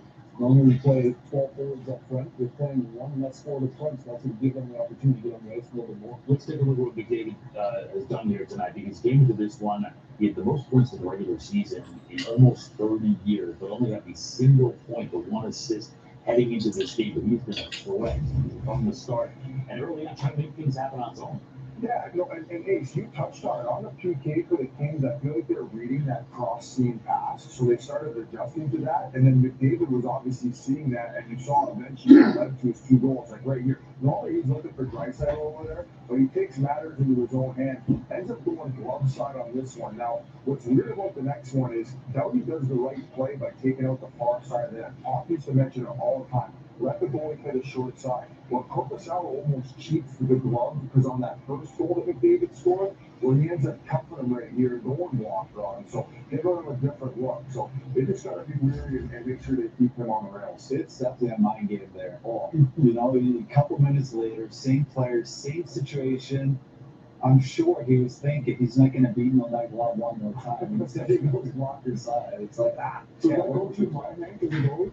Yeah, I mean, you remember, absolutely. When it's the same player, and certain players, you just aware of them all the time. McDavid is obviously one of those guys. Every time he has a puck, you can see him, you can feel him, he's buzzing around. And again, when it happened that quickly, just a few minutes later, exactly the same play, no question you remember that. And you don't want to be beat same place twice. So the shooter, you're coming in, you're thinking, well, I beat him there the last time. Is he thinking somebody through? Oh, yeah, like, what I'm thinking. That's why you're betting me. He'll better go back. Because I look at what he's thinking. I wish I had that ability. One thing I felt that they got away from LA that they were better at the start of the game were their breakouts. Well, now it seems to be, I don't know if it's conditioning wise because they've been playing so much in their own end, they're a little bit gassed. They seem to be punting the puck a lot more, where Edmonton is just able to transition. You need to see more small area plays for LA in order to break out clean and get some offensive zone time and they be able to establish positioning there and finally get maybe a little bit of sustained momentum. But it seems like LA's really going to fight another game. Yeah. Often comes out and really get some of that pressure. No shootout. All right, everybody, I'm back. Had to type in the game story notes, get the quick bathroom break, get some water, get all situated here for this OT, because we know that the only stoppages you get are for the momentary ice scrapes. That's right. And every 20 minutes you get a stoppage for a little bit of intermission. So as it stands, we will just give you a quick little reset here. So 1927 on the first, it was LXI followed the second of the playoffs from Matt Roy and Anze Kopitar. Again, it was a good deflection out in front. It was a bounce, and he almost swatted that one and missed it out of the air, as Don was saying, but he did convert. It was a 1-0 lead for Edmonton after a late goal, which is kind of a backbreaker, but even more so, it was the LA Kings penalty kill. They allowed Connor McDavid just enough time and space, and even one of the ones that kind of looked like a carbon copy goal. But McDavid on the second, Doughty tried to go for the shot block. No, sir. Connor McDavid pots a couple near the left dot. It gives the Edmonton Oilers a 2-1 lead at 9:22 of the second. But just 18 seconds later, it was a long clear. It goes off the left side of the boards. Adrian Kempe walks right into a 1-T and snipes it essentially at 9:40 of the second, ties it at 2. 3 straight power play goals combined. Nothing here in the third, and we are still level here, 2-2. So it's only the third hockey playoff game that I've covered so far in this campaign, and 2 of them have already gone to OT. Unbelievable. So, unbelievable. By the way, out of town tonight, to recap, the Islanders beat the Hurricanes 5-1, and is now the series is led by the Hurricanes 2-1. Boston doubles up the Panthers 4-2. That is now 2-1 Boston in that series, and the Minnesota Wild destroyed the Dallas Stars 5-1 there in St. Paul, and they now need 2 games to 1. So is there any series in particular that's tied? I mean, or the ones that have just taken the league, I should say. They're all swing games. Do you think Minnesota now has done enough to win this series? Do you like any of the teams that just went up 2-1 to finish it completely off? Man, Minnesota's kind of my surprise team. I really kind of thought Dallas would handle that series, but Minnesota's kind of riding the wave there. If they go out there and they handle their business there on Sunday, they could potentially go back to Dallas. Back down in Dallas-Fort Worth with a 3-1 lead. That might be one of the eye-opening first-round matchups right there. Yeah, I would say so because I know I mentioned this out. Maybe to start, Minnesota and Dallas doesn't have as many eyeballs on it as it should because you think about lack of star firepower, but really that's kind of an inaccurate statement because when you think about Rope Hintz, he's a really good two-way forward. Jason Robertson, he's ridiculously good. And it's just there's some really good low-key underrated players, and on the other end, if you're Minnesota, they kind of force every team to play their pace. It's just a buzzsaw when you play against the Wild. No doubt, and I think Dallas is one of those teams, kind of like Edmonton, that kind of falls into that small market type scenarios where they don't get a lot of love from the national media. And, I think people kind of overlook them, but as you mentioned, they're loaded there with talent. So can't take anything away from Dallas for the most part. No, and then I just saw that first goal they showed from Marcus Johansson. What a disgusting snipe on that end. Sheesh. Yeah. The thing is, the one thing the Minnesota Wild do so well is they get guys in front of the net. There's always somebody in front of the net, it seems like. And then Zuccarello just, I don't need to glove in the back of the net. It seems like the Wild always get a guy in front of the net with a tip or something like that to get a pivotal goal in a game. And if you want to ask why that works, you could ask one of the best to ever do it right now, and Chris Kreider. He's excellent at that for the Rangers. And he already now, if you believe this, 33 games not 33 games. He has 33 goals and is the all-time Rangers playoff goal-scoring leader in franchise history. That's crazy considering that's an original 6 franchise with storied history. Exactly. It just blows my mind. And I forget who their goal-scoring leader was before that. For the Rangers. Shoot. Like the 60s, 70s. I was trying to wonder if it was like Gilbert or something. I can't remember the. That's okay. Thank you. Because I went with Messi. I was like, I was got Messi or something like that. Nope, that would be wrong. Well, the Mr. Guarantees in Mark Messier, he's a legend for that. Oh my goodness, no doubt about it. All right, John, who's your pick to click here for the Kings and the Oilers? Good mention by you because I almost forgot about that. So I'll start it off first. Then I'll start with the Edmonton Oilers. My pick to get the hero, I'm gonna go with RNH for the Oilers, and I will go with on the other end. How could I not? Again, he's one of my favorites. I'm gonna go with Adrian Kempe. There you go. All right, so with the Kings, I'm gonna go with Anze Kopitar. I just think he's due for one here. And for the Edmonton Oilers, this is going to be kind of a shot in the dark, but I'm going to go with Evander Kane. I like that. He's always a playoff player on that side of Evander Kane.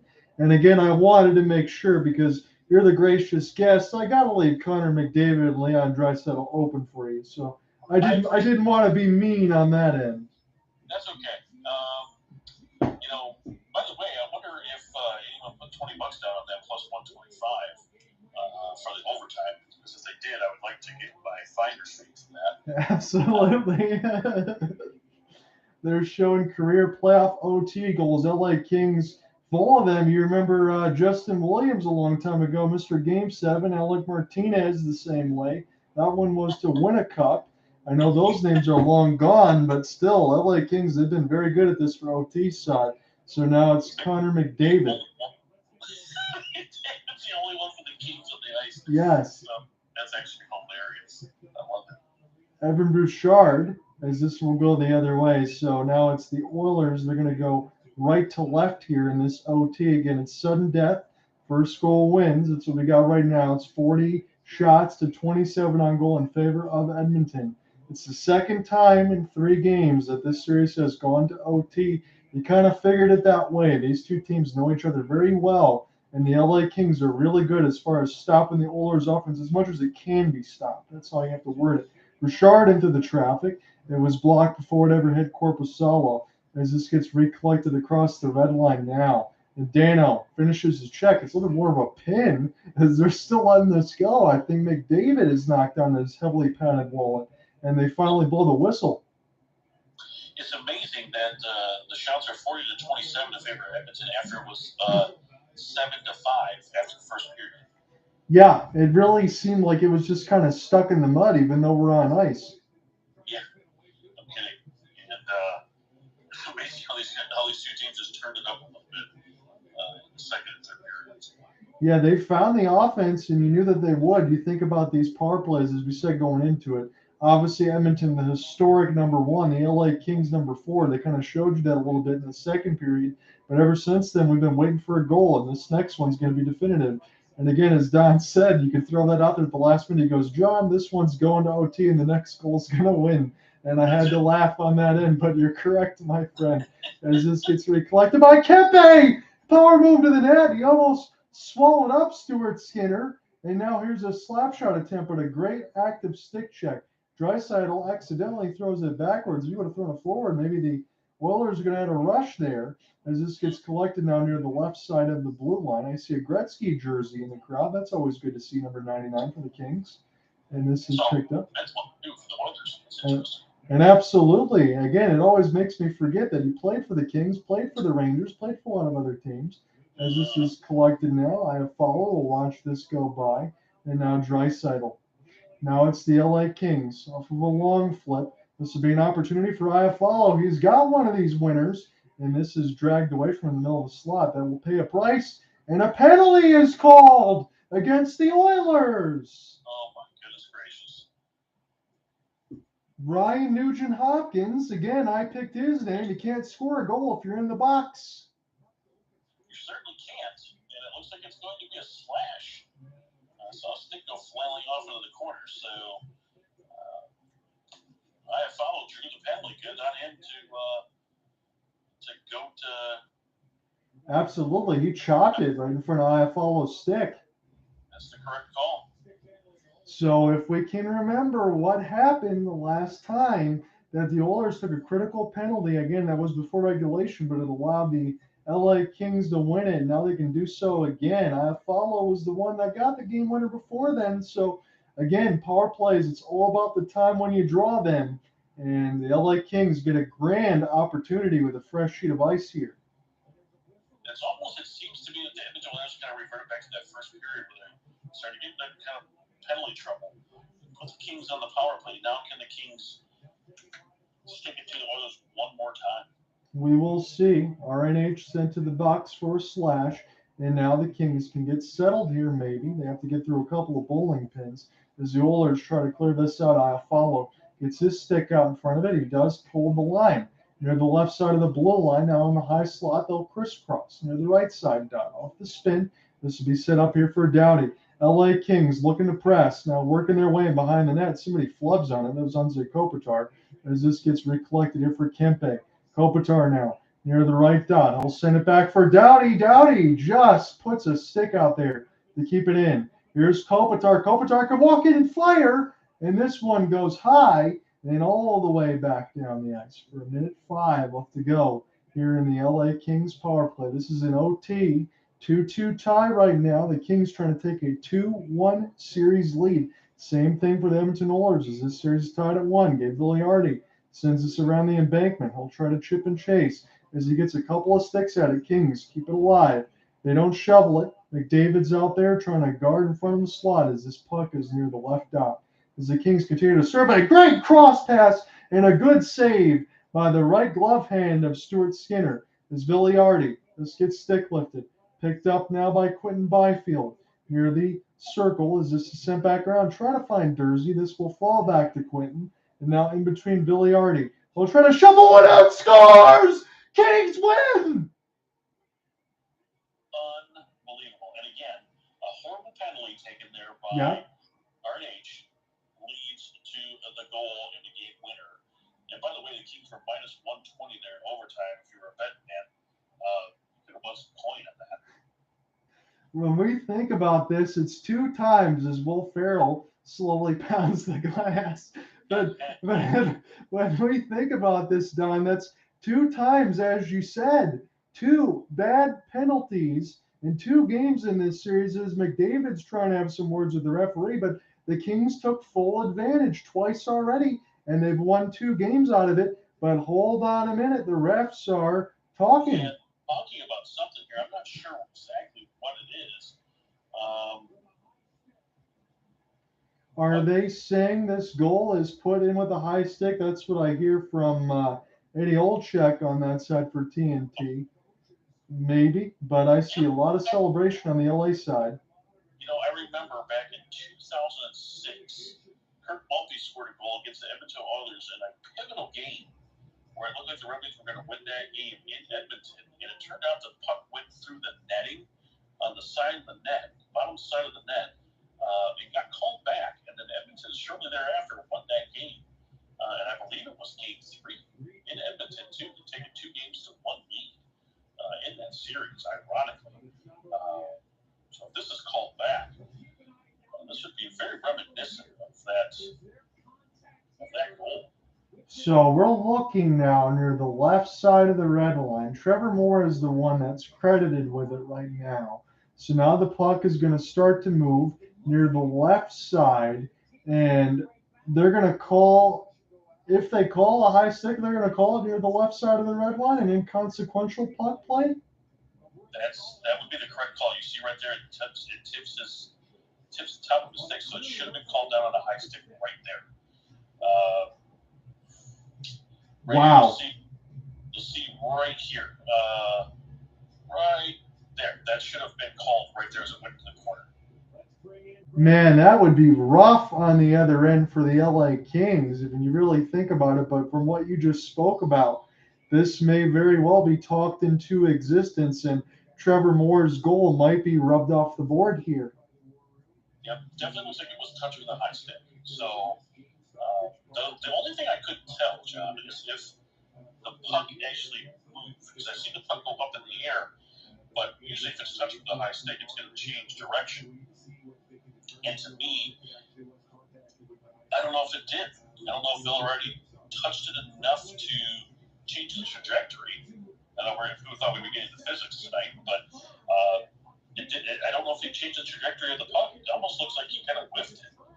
But when you're talking about 2 specialty subjects here in math and physics, that's not my strong point here, Don. So yeah, neither mine. But, yeah, it's man, this is interesting. This is kind of unprecedented. I'm not sure. I guess is the call on the ice a goal? The call on the ice was a goal, but the high stick and everything else was not called upon at the time. Yes. So this is the challenge by Edmonton. Yes. So hold all tickets here from what we're looking at right now, and it's a high sticking essentially near the left side of the red line. That is what's in question right now. Let's check out the replay. The puck goes flutters up in the air. I just can't tell if the player touches the puck or not. That's the thing I can't see. You see here in the corner again. Puck gets deflected up in the air. Man, to me, it doesn't look like he played the puck until it goes down on the ice. And so from what I can tell you in the, again, this is a joking department for Todd McLellan. He's certainly dressed like he's ready to go home. He sure is. He's ready to get out of there. So, man, I tell you what, this is going to be, if the call on the ice is goal, if Edmonton has officially reviewed this or challenged it, I just don't know if there's enough video evidence to overturn this.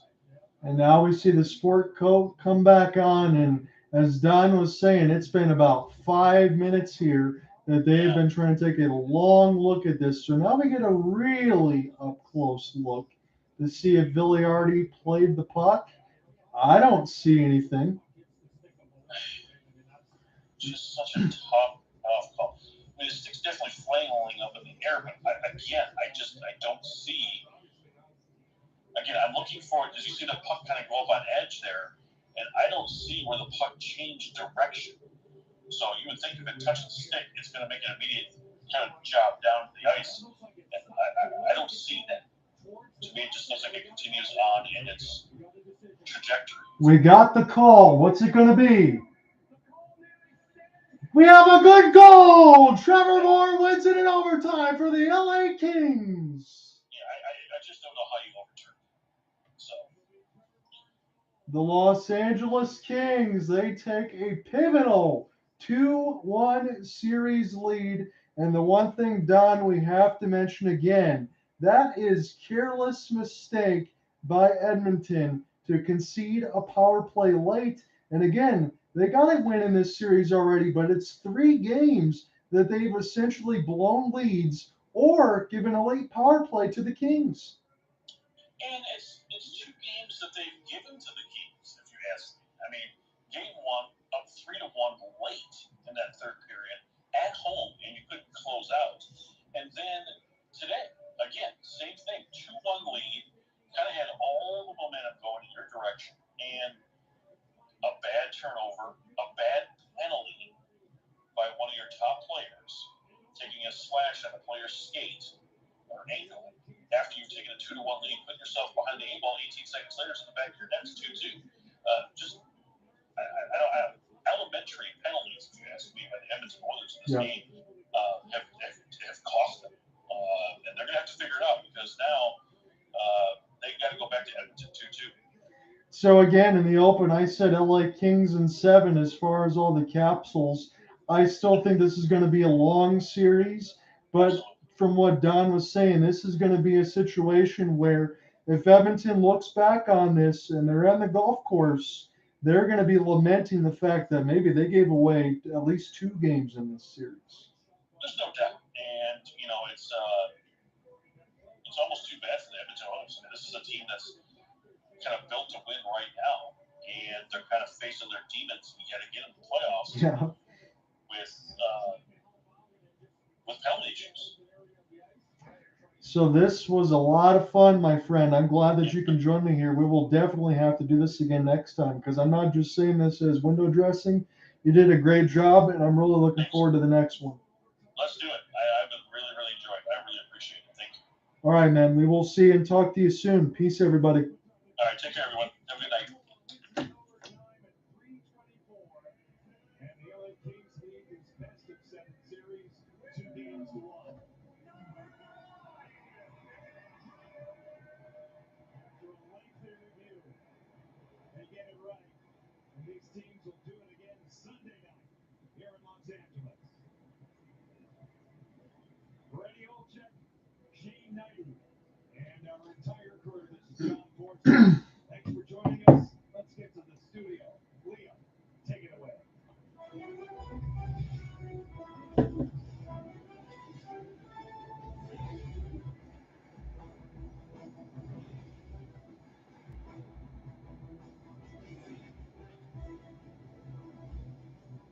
And it's on TNT postgame. LA in this series, 2 wins, both in overtime, both on the power play. Trevor Moore with the winner after a lengthy review. Yeah, still a little confused. I don't know if you guys are worried about it for controversy. Yeah. Well, yeah. Look like last Hold on a second. Not our first words. Yeah, that's a good idea. Yeah. Well, we have a long review. They're celebrating in LA. And I'm here. You're here. All right, I will see you guys tomorrow for the Seattle Kraken and the Colorado Avalanche. Again, I had Don Tottingham with me on this side. He was my Oakland University alum for the sports directory part of it. He did a great job here, so I was glad to be able to be joined with him and take in the LA Kings and the Edmonton Oilers. So we will see you guys tomorrow. I might be joined by Alec Nava on that end. So we will follow along then. Have a good one, everybody. The LA Kings take a 2-1 series lead, again, as we talked about. Edmonton Oilers, I think they missed a couple opportunities in this series so far. Late power plays, they can be costly, and the LA Kings have certainly converted. We'll see you tomorrow. I also wonder, they have a small iPad watching this. We can